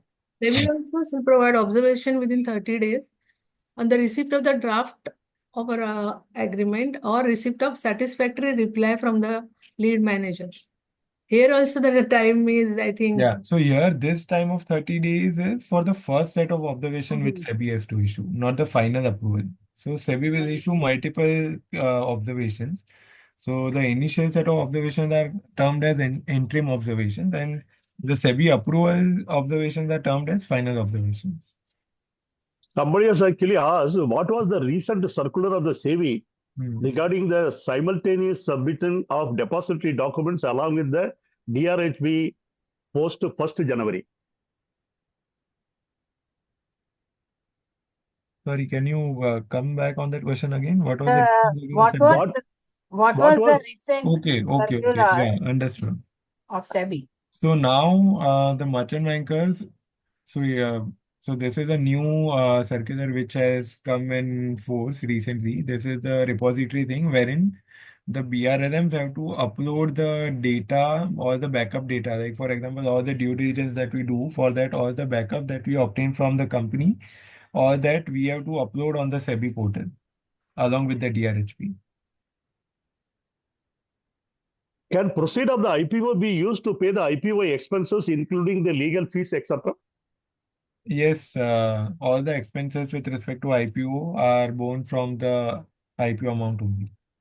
He mentioned that in the money that will be deducted and from monitor account it will be transferred to the company. Yeah, deducted as in it will stay in the monitoring account only. Monitoring agency is there then. Yeah. Yeah, please go ahead. Then submit an updated draft of a document after complying with the observations issued by SEBI. Then filing of the offer document with SEBI and stock exchanges, along with the statement of SEBI observation have been incorporated, due diligence certificate, board resolution for allotting specified securities to promoters, and certificate from a statutory auditor. Then draft of a document filed with SEBI shall be made public for comments if for at least 21 days. Stock session, by hosting it on the website of SEBI, stock exchanges, and lead managers associated with the issue. Make a public announcement in one English newspaper, one Hindi national daily newspaper, and one regional language newspaper at the place where the register office is situated, disclosing the fact of the filing of the draft offer document with the SEBI and inviting the public comments to SEBI. Then Dipti, out of curiosity, I wanted to ask you one question. when you say publish the advertisement in the regional language newspaper in the place where register office is situated, the regional language newspaper is the state language or the language which is spoken largely by the people. That means in Bombay, is it okay if I release in Gujarat Samachar, No, No, not in it not will be in necessarily in Sakal? Maharashtrian, and it Maharashtra will be in Marathi, Maharashtrian Gujarat newspaper. Gujarati, the state language. Yeah, That it's a means it is state the state language. language. Yeah. Because in Bombay, a lot of people who are actually there, merchant communities from Gujarat. Gujarat is one of the leading newspaper, Gujarat Samachar. You can give additional, no one stop you. And also one has to keep in mind in that language you give. People in Marathi newspaper give in English. That is also not good. Yeah. In Marathi language. It has to be translated. Yeah. Okay, so that means it has to be in the state language, and second thing is it should be in the language in which it is there. It is there. It should not be in English. Yeah, right. Okay. Yeah, Pooja. After expiry of 21 days, file the details of the comments received from the public on the draft of a document and the consequential changes, if any, that are required to be made in the draft of a document.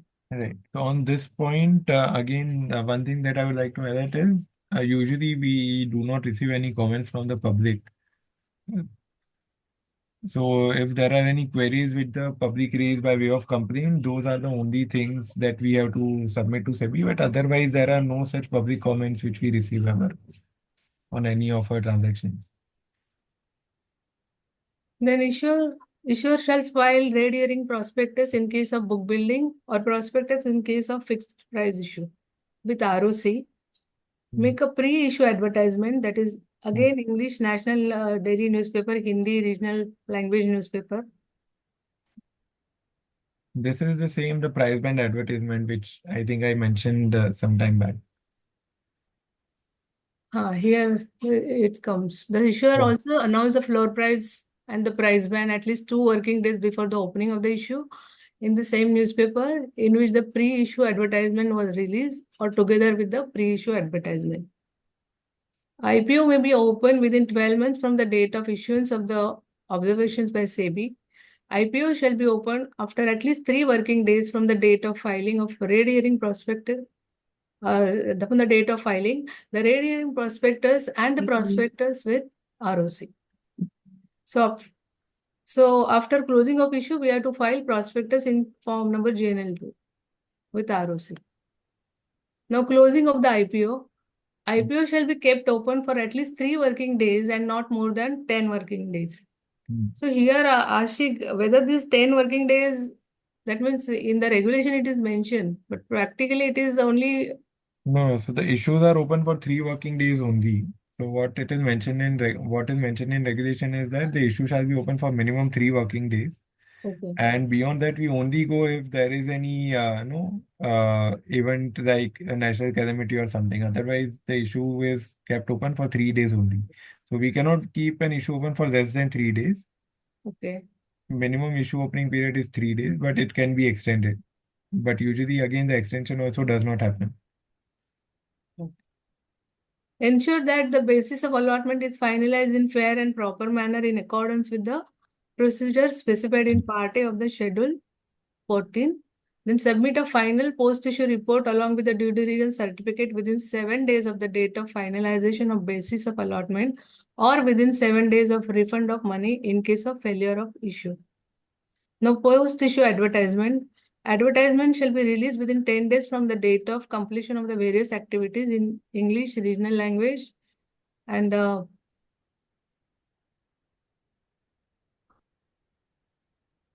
Hindi. Then these are the agreements to be executed prior to filing RHP. Offer agreement, register agreement, escrow agreement, syndicate agreement, underwriting agreement, tripartite agreement with depositories, and listing agreement. Yeah. Offer agreement with So in this, the offer agreement, register agreement, and service provider agreement, that is the ad agency agreement. That is This we, fine. These three agreements are entered before the DRHP is filed. Then syndicate agreement, cash escrow agreement, and share escrow agreement are executed before RHP. And underwriting agreement usually it is executed before filing of prospectus. Tripartite again we need before DRHP only. Yeah. So somebody is asked what is the tri-party agreement. Tri-party agreement actually the dealing the shares in the demat format where the company enters with the agreement with the arrangement with the NSDL and CDSL along with the depository participants. Yeah. Yeah. It's basically to obtain registration with both NSDL and CDSL in short. Yeah.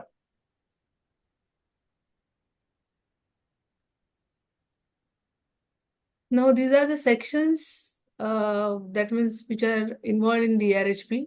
First is the introduction and particulars of the issue. Here we need to mention the summary of the offer document, capital structure, purpose of the issue, general information, basis for issue price and issue details. The second is the business section.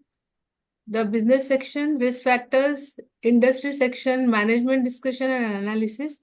The third is financial information. Here we need to give restated financials, summary of financial information, statement of tax benefits, financial indebtedness. Then non-business section. Here management, promoter and promoter group, outstanding litigation, licenses and approvals and history and corporate matters. Ashik, you want to elaborate this? Sure, Pooja. I'll do that. So this is basically again the structure of the offer document and the multiple sections which are covered in the DRHP. So summary of the offer document was not there before a few years back. It was introduced as a new, amendment by SEBI, after which this also started forming part of the offer document, which covers a summary of multiple disclosures which we cover across the entire draft retaining prospectus. Then the capital structure section, and also one thing before moving on much into the sections is that all the sections and the disclosures that we make in these sections are basis the format which is provided by SEBI in ICDR in Schedule 6. So basis the pointers which are mentioned in Schedule 6, on basis that only all the disclosures are covered in the respective sections of the DRH. So in capital structure, we basically cover the entire capital history of the company since incorporation, along with the promoters.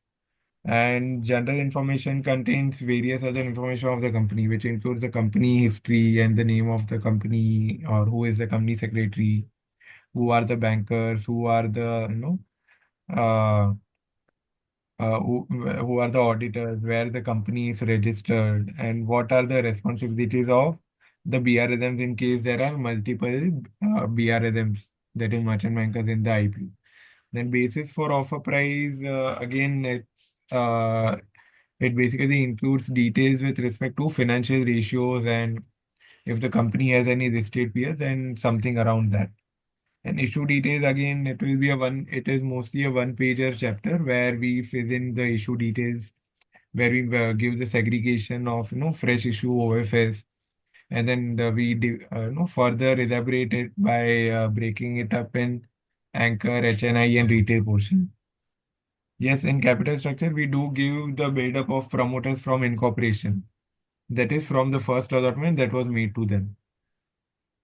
I think that was a question which someone just asked, so I was answering that question.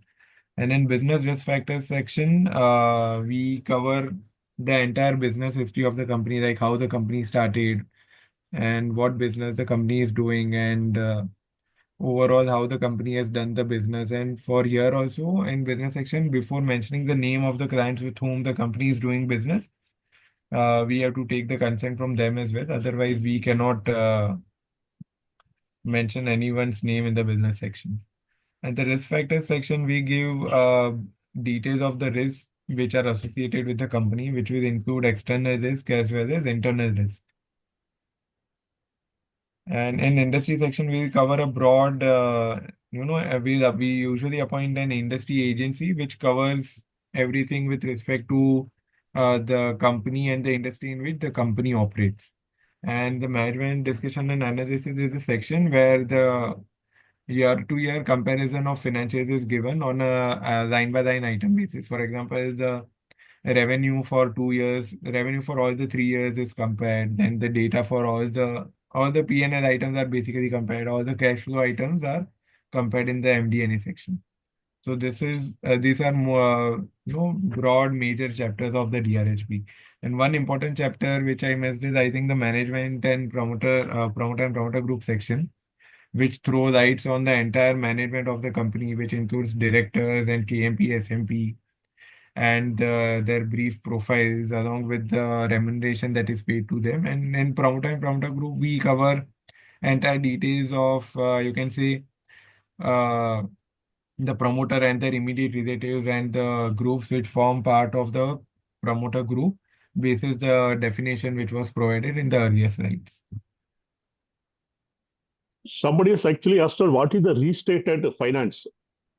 I think you said actually initially when you said actually the company is actually following Indian standard accounting standard. If it is equal to Ind AS, it has to be converted from Indian standard of accounting to the Ind AS standard of accounting. The figures are appropriately is to be restated. That's what you said actually initially. Right. So restated financials are India's financials. If the company was preparing financials as per IGAP, then the company has to first do the audit of their financials, which is termed as a special audit, and convert their financials into India's financials. And after that, change those India's financials and restate them as per the requirements of ICDR regulation. So India's financials, if the company is already having India's financials in place, then those financials are to be restated. Somebody is asking the capital structure as do we give the capital built up of the promoter from the incorporation of the company or before that also? No, from incorporation only. No, before that, how will we give? In the case of the tax benefits, it would be worthwhile to include amended laws to date as any statement or older laws would not be relevant. In the case of the tax benefit, it is worthwhile to include amended laws to date as any statement in older laws would not be relevant. I'm not getting it. Yeah. Even I am not able to I know the question is not clear. Yeah, we can take next question. The person can then clarify. Okay. I think we are covered. We can go. Yeah, ahead. we are covered. Yeah, go ahead.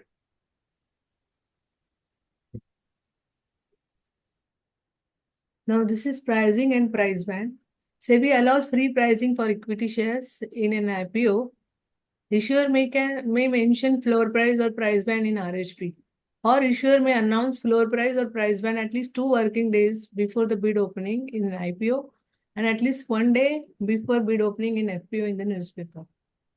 The cap is less than or equal to 120% of the floor price, and the spread between the floor price and cap price shall not be more than 20%. That is, for example, 100 to, it should be within 100 to 120.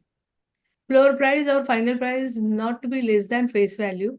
If the issue price is above rupees 500, then the issuer can fix the face value of shares below 10 rupees, but minimum of rupees 1. Retail investors and employees can be offered shares at a discount to the price offered to the other investors categories, and it can be maximum up to 10%. That means share cannot be allotted the discounted price. Sorry, can we go back to the previous slide again? This is. Yeah, I think this is fine.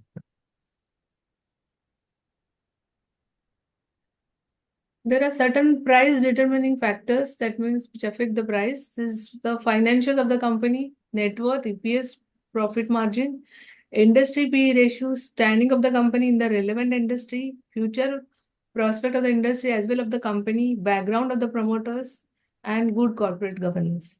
Somebody is asking, can you explain how the floor price and the cap price are determined?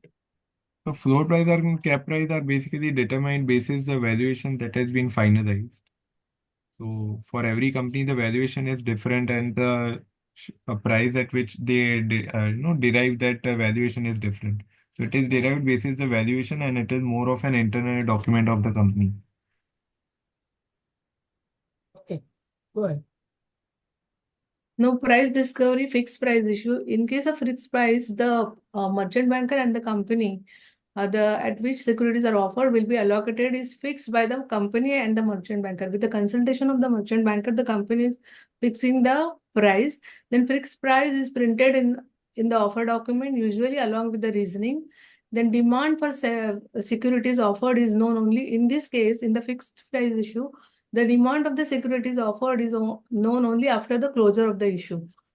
Then 50% of the shares offered are reserved for application below 2 lakhs and the balance for a higher amount of application.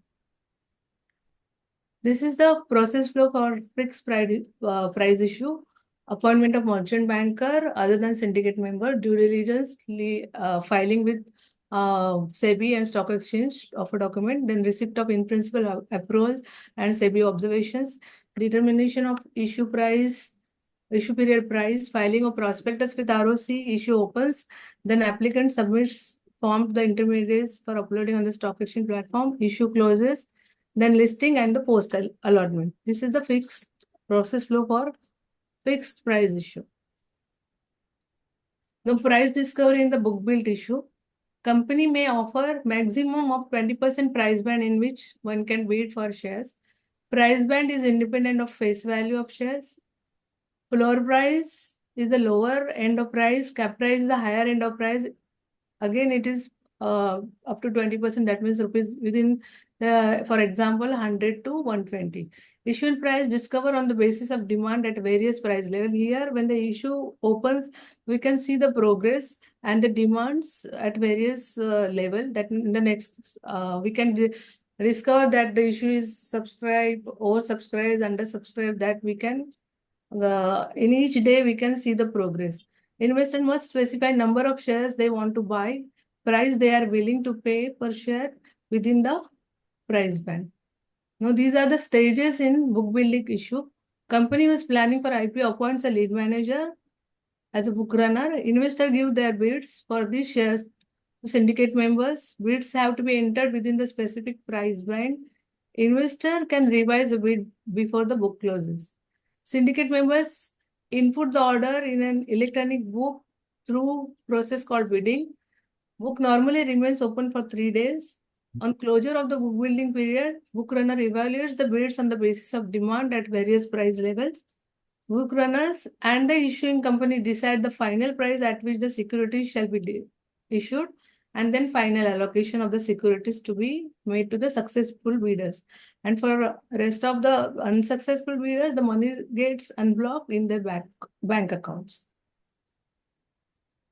Now this is the process flow for book build issue.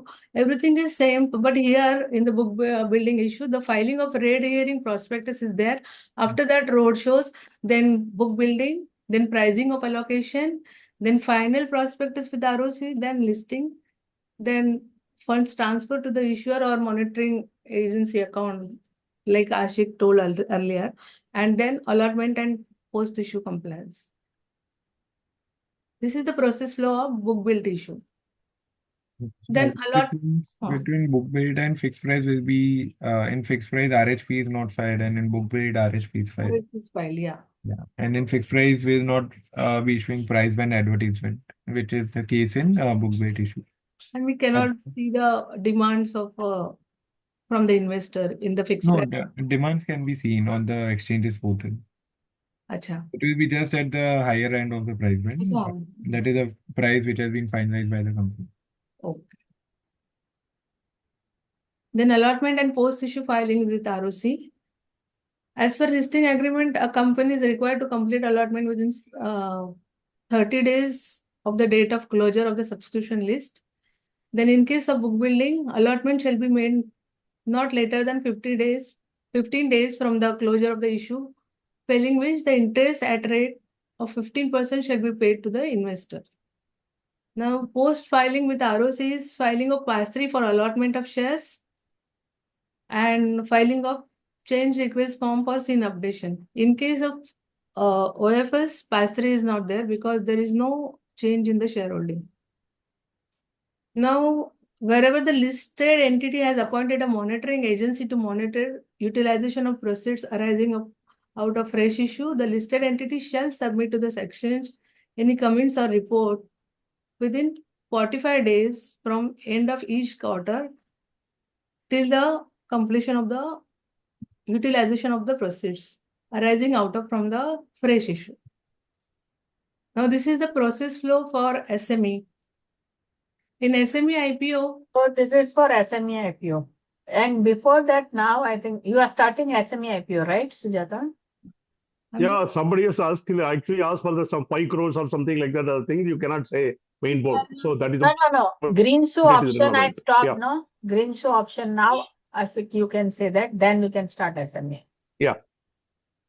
Sure. Next, So then green somebody shoe else. right. So green shoe is more of a provision. So for example, if the issue is for 100 crores, but the BRLMs are expecting that the subscription can go beyond 100 crores as well. Like the issue is so good that we might receive an over subscription above 100 crore till 110, 120. So in order to, have that extra space to allot that over subscription that we have received, in that case only green shoe is exercised, but green shoe usually never happen. I mean, you will not see any scenario where green shoe takes place because the issues are launched with a firm numbers only.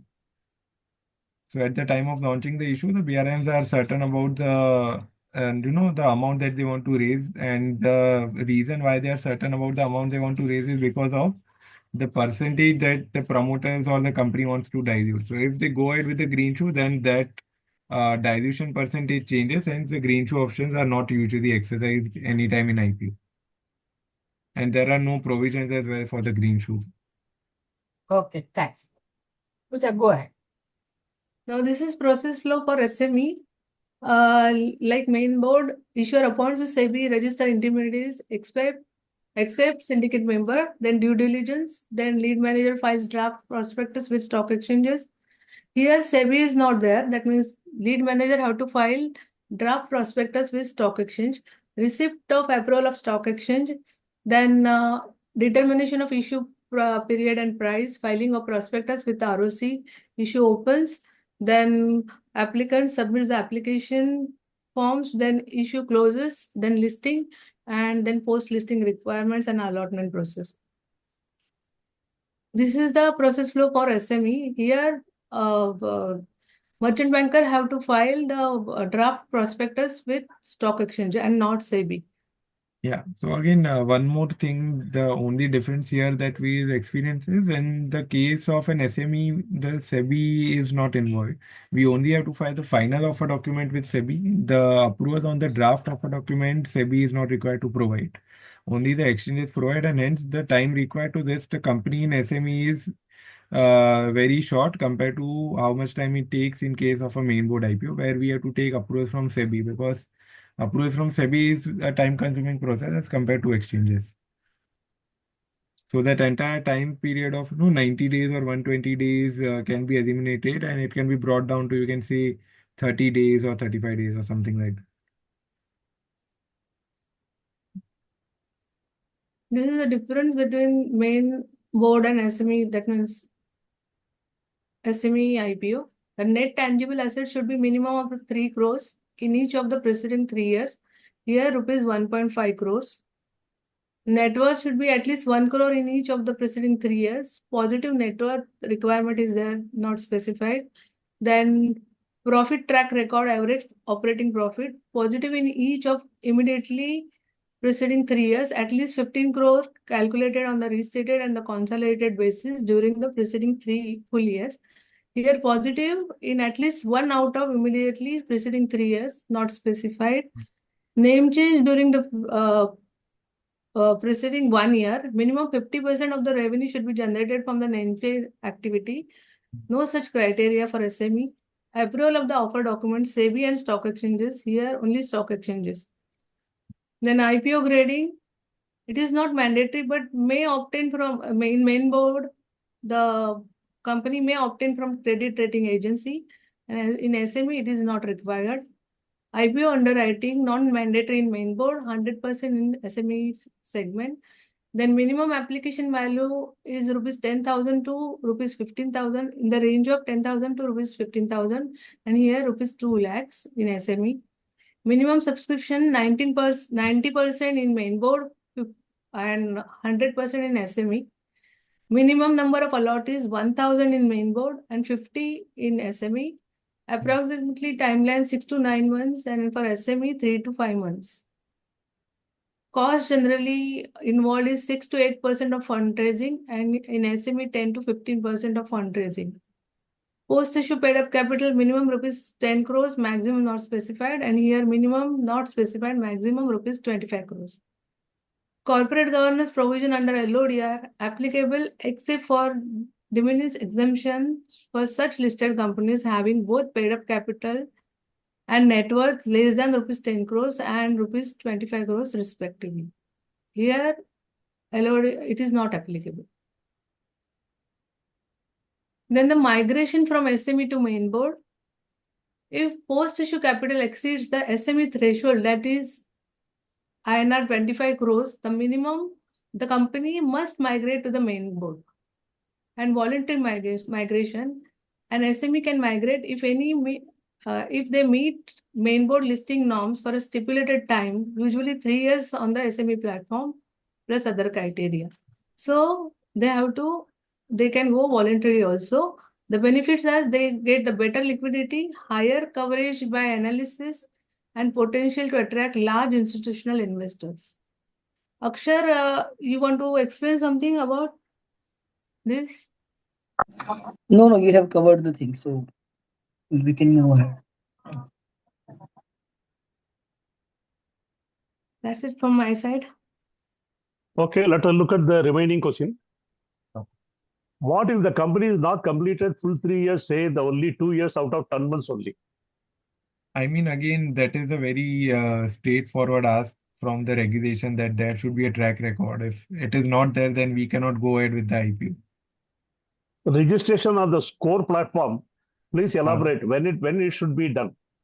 So registration of scores usually takes place after the DRHP is filed. So once the DRHP is filed, we have to do the scores application and registration right away. So it's done simultaneously at the time when the DRHP is filed with exchanges and SEBI both. If I am working as a PCS consultant for one company coming with the IPO, are there any restrictions on me to subscribe the IPOs? Since I am aware of the instant data in the company's data, is there so many investors IPO?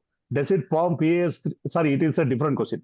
If I am working as a PCS, PCS has himself given that answer, that he has all the data that is required and access for the UPSC.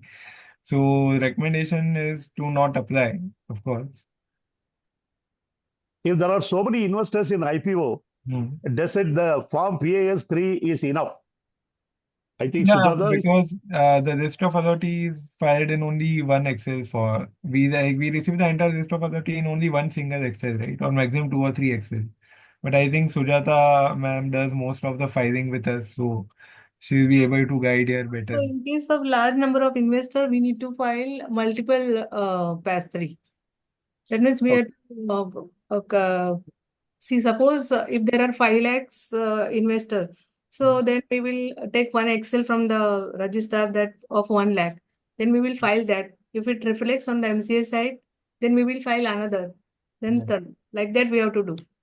Okay. So it's due to the size restriction as well, right? Of the PAS3 form. Yeah. If you issue the under file with 5 lakh shareholders, list of 5 lakh shareholders is quite heavy. I'm giving just example. It can be 2 or it can be 3. Right. If the issue is undersubscribed, whether offer period can be extended? Yes, it can be extended, but usually that scenario again does not arise because the issue is launched only when we have firm commitment in place. Otherwise, the issue never opens. What are the compliances to be made with ROC with the initial start of the IPO in the allotment? Any list of forms which are actually basically used? No, this is very common. We have done entire process. somebody has actually put 10% discount allowed for retail investor. I Yeah. think the question is actually confusion because Hmm. the question is actually share cannot be issued at the discounted price. That means lesser than the face value. But when it's come to the issue price, I think probably the 10% discount on the issue price. Am I correct? Yeah, it's on the issue price only, not on the face value. Discount will always be on the issue price. Okay. Whether it is the discount to retail shareholders or employee shareholder, it will always be on the issue price only. How does the capitalization shares work? Like an example, if a company wants to come with some price, then the additional bonus share would have to be issued beforehand. How does that actually work in the IPO? Yeah, so here I would like to give an example of companies like Paytm, whose shares were, in unlisted space were trading at a price of say 18,000, 19,000, or 20, 21,000. So in order to, include, since the maximum application for retail investors is 15,000 only, and we have to bring the lot size, we have to maintain the lot size accordingly. So in order to bring that issue price down, the company actually, does some capitalization of the capital structure wherein they include bonus shares, or they usually do corporate action like split of shares where the issue price is brought down in order to ensure that the lot size can be built in such a way where the price for where the lot size for retail investor does not exceed 15,000. Can the independent chartered accountant Hmm. circle the operational data or they can only circle up the financial data? Is there the comfort letter to be given by the statutory auditor? Is it necessary to provide comfort on the management accounts for the period after the last reported finance, or do they oral comment sufficient? I Yeah. think the question is actually misleading because here the question is when you are actually restating the financial, I Hmm. think the financial has to be audited under the Ind AS instead of the Indian accounting standard. That has to be given actually. The comfort letter and other thing and all will not work based on the management because management letter and comfort letter is all given for the internal purposes, I think. Yes, No, Ashish, you can so say that. no, so I'll explain that. So the question was valid. So how it actually happens is that the statutory auditor does the circling up for the financials and operational numbers. But if the statutory auditor is a Big Four auditor, say for example it's Deloitte or KPMG or any of the Big Four auditors, then in that case, ICA will do the operational numbers. So there are two types of numbers: financial numbers and operational numbers. Financial numbers and operational stat auditors can do both. But in case of Big Four, they don't do operational numbers. Then in that case, we will have to bring in ICA to circle up those operational numbers. And circle up is nothing but it's just an exercise where we ensure that the numbers which are going in the DRHP are correct, and there is no mistake in the numbers that are going in the DRHP across the DRHP, and they are consistent. If in case of the company turnover, third financial year is less than last two financial year, can the company actually proceed with IPO? Sorry, this is on which point? I know in the case of the company turnover Yeah, for the third financial year is less than the last two financial years. Can the company proceed with the IPO? I think we have that answer in the first Yeah, or second slide as well. yeah. So the Why the turnover requirement has to be ensured. why the bonus and split share usually in the company before filing the DRHP and how that helps actually? Sorry. Can you come back to Why the question again? it is telling why bonus and split happens usually in company before filing DRHP. Whether To it bring, helps how. yeah. So the main purpose to do bonus or split is to ensure that the pricing is brought down. So for example, if the pricing is 18,000 per share, which was the case in Paytm, so in that case, the lot size will not build up only, for the retail shareholders. So that is the only logic to do bonus and split so that they can, bring down the price as per the SEBI requirements and to build up the lot in such a way that the retail lot does not exceed 15,000. As the IPO process is too lengthy, That how is to comment actually, only. He need a people to do IPO. You can take next. as the IPO process is a two company, how the company and the management that the team is required to be the same. One person is not enough. Take next only. I said that it is required. Okay.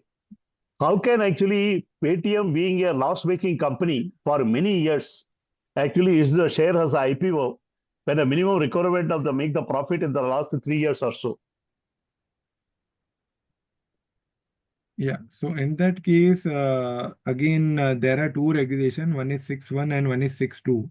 So if the company is not able to meet the profit related requirements, net worth or turnover related requirements which are mentioned in 6.1, and in that case, the companies have to do the IPO under regulation 6.2. And if the company does IPO under regulation 6.2, then in that case, the allotment to QIB will be for 75% minimum. So loss-making companies can definitely go for IPO, but that will happen under regulation 6.2, where minimum, a bucket for QIB will have to be 75%. Whereas if the company goes for 6.1, then in that case, the maximum that can be allotted to QIB is 50%. So in case of loss-making company, the exposure to retailers will only be 10% of the issue size. It will not go to 35%, which is the case in 6.1. Is it mandatory to convert all the CCD, OCD before the DRHP? I think you answered this question actually. Yeah. This was answered as well, but yes, all of that has to be converted. I think that's all the questions which has come to an end, I think. There is one more question is there. Is it mandatory to convert CCD, OCD before? That is there. That you already answered. That is all, I think, Dipti. If anybody has risen the hand, we can look at it. There is a question. Does minimum public shareholding includes HNI and QIBs or just retail? No, it includes everything. It includes everything. It includes the entire issue size, which will be HNI, retailers, and even the QIBs. So all will be shareholders only in the end. Only the categories will be different. People have been putting, can we get the presentation? Presentation is not shared actually. The recorded webinar is actually disseminated in the YouTube. You can actually watch from the YouTube, and presentation is there in the YouTube itself. Presentation is as such is not shared. I already put up also in the chat box. Ashik, again, market capitalization request is there. You like to spare few. Sure. So Second, third time it is coming. I would just like to know like what the person wants to understand exactly on the market capitalization front. I mean, if The person can raise the hand and speak. Yeah, he can Unmute. he can speak. Yeah. And I don't mind answering, but if the question would have been a bit more clear. Okay, I think we have answered all the question. Percentage of share issue expenses is already mentioned in the slide earlier. So we will not take that question with that. Thanks everyone. Thank Ashik for lot of input, lot of practical aspect. Thanks a lot for your inputs. People are telling we want a second session again with the same panel. It's a never-ending topic actually. Right, IPO is actually a vast topic overall, considering the process involved in it. But thanks, Dipti, Bala sir, and Pooja for inviting me to the panel and giving me the chance to share my practical experience with everyone. Ashish, I am personally very much thankful to you. We got a lot of inside information you actually provided today. I am very sure even our participants would have been definitely benefited your experiences, what you have shared. Thanks a lot. Thank you very much. Yeah. Thanks, Pooja, for beautiful presentation, very detailed and also practical aspect for form filing. Thanks. Sujata, my personal appreciation to you because you have been handling it. You addressed everything from the practical point of view, especially when it comes to the ROC form, multiple form, GNL1 form, instant answer. I appreciate greatly. Thank you. Thanks a lot. Thanks, everyone. Thank you. Thank you, everyone. Thank you, Ashish. Thank you. See you next week. Thank you, Pooja.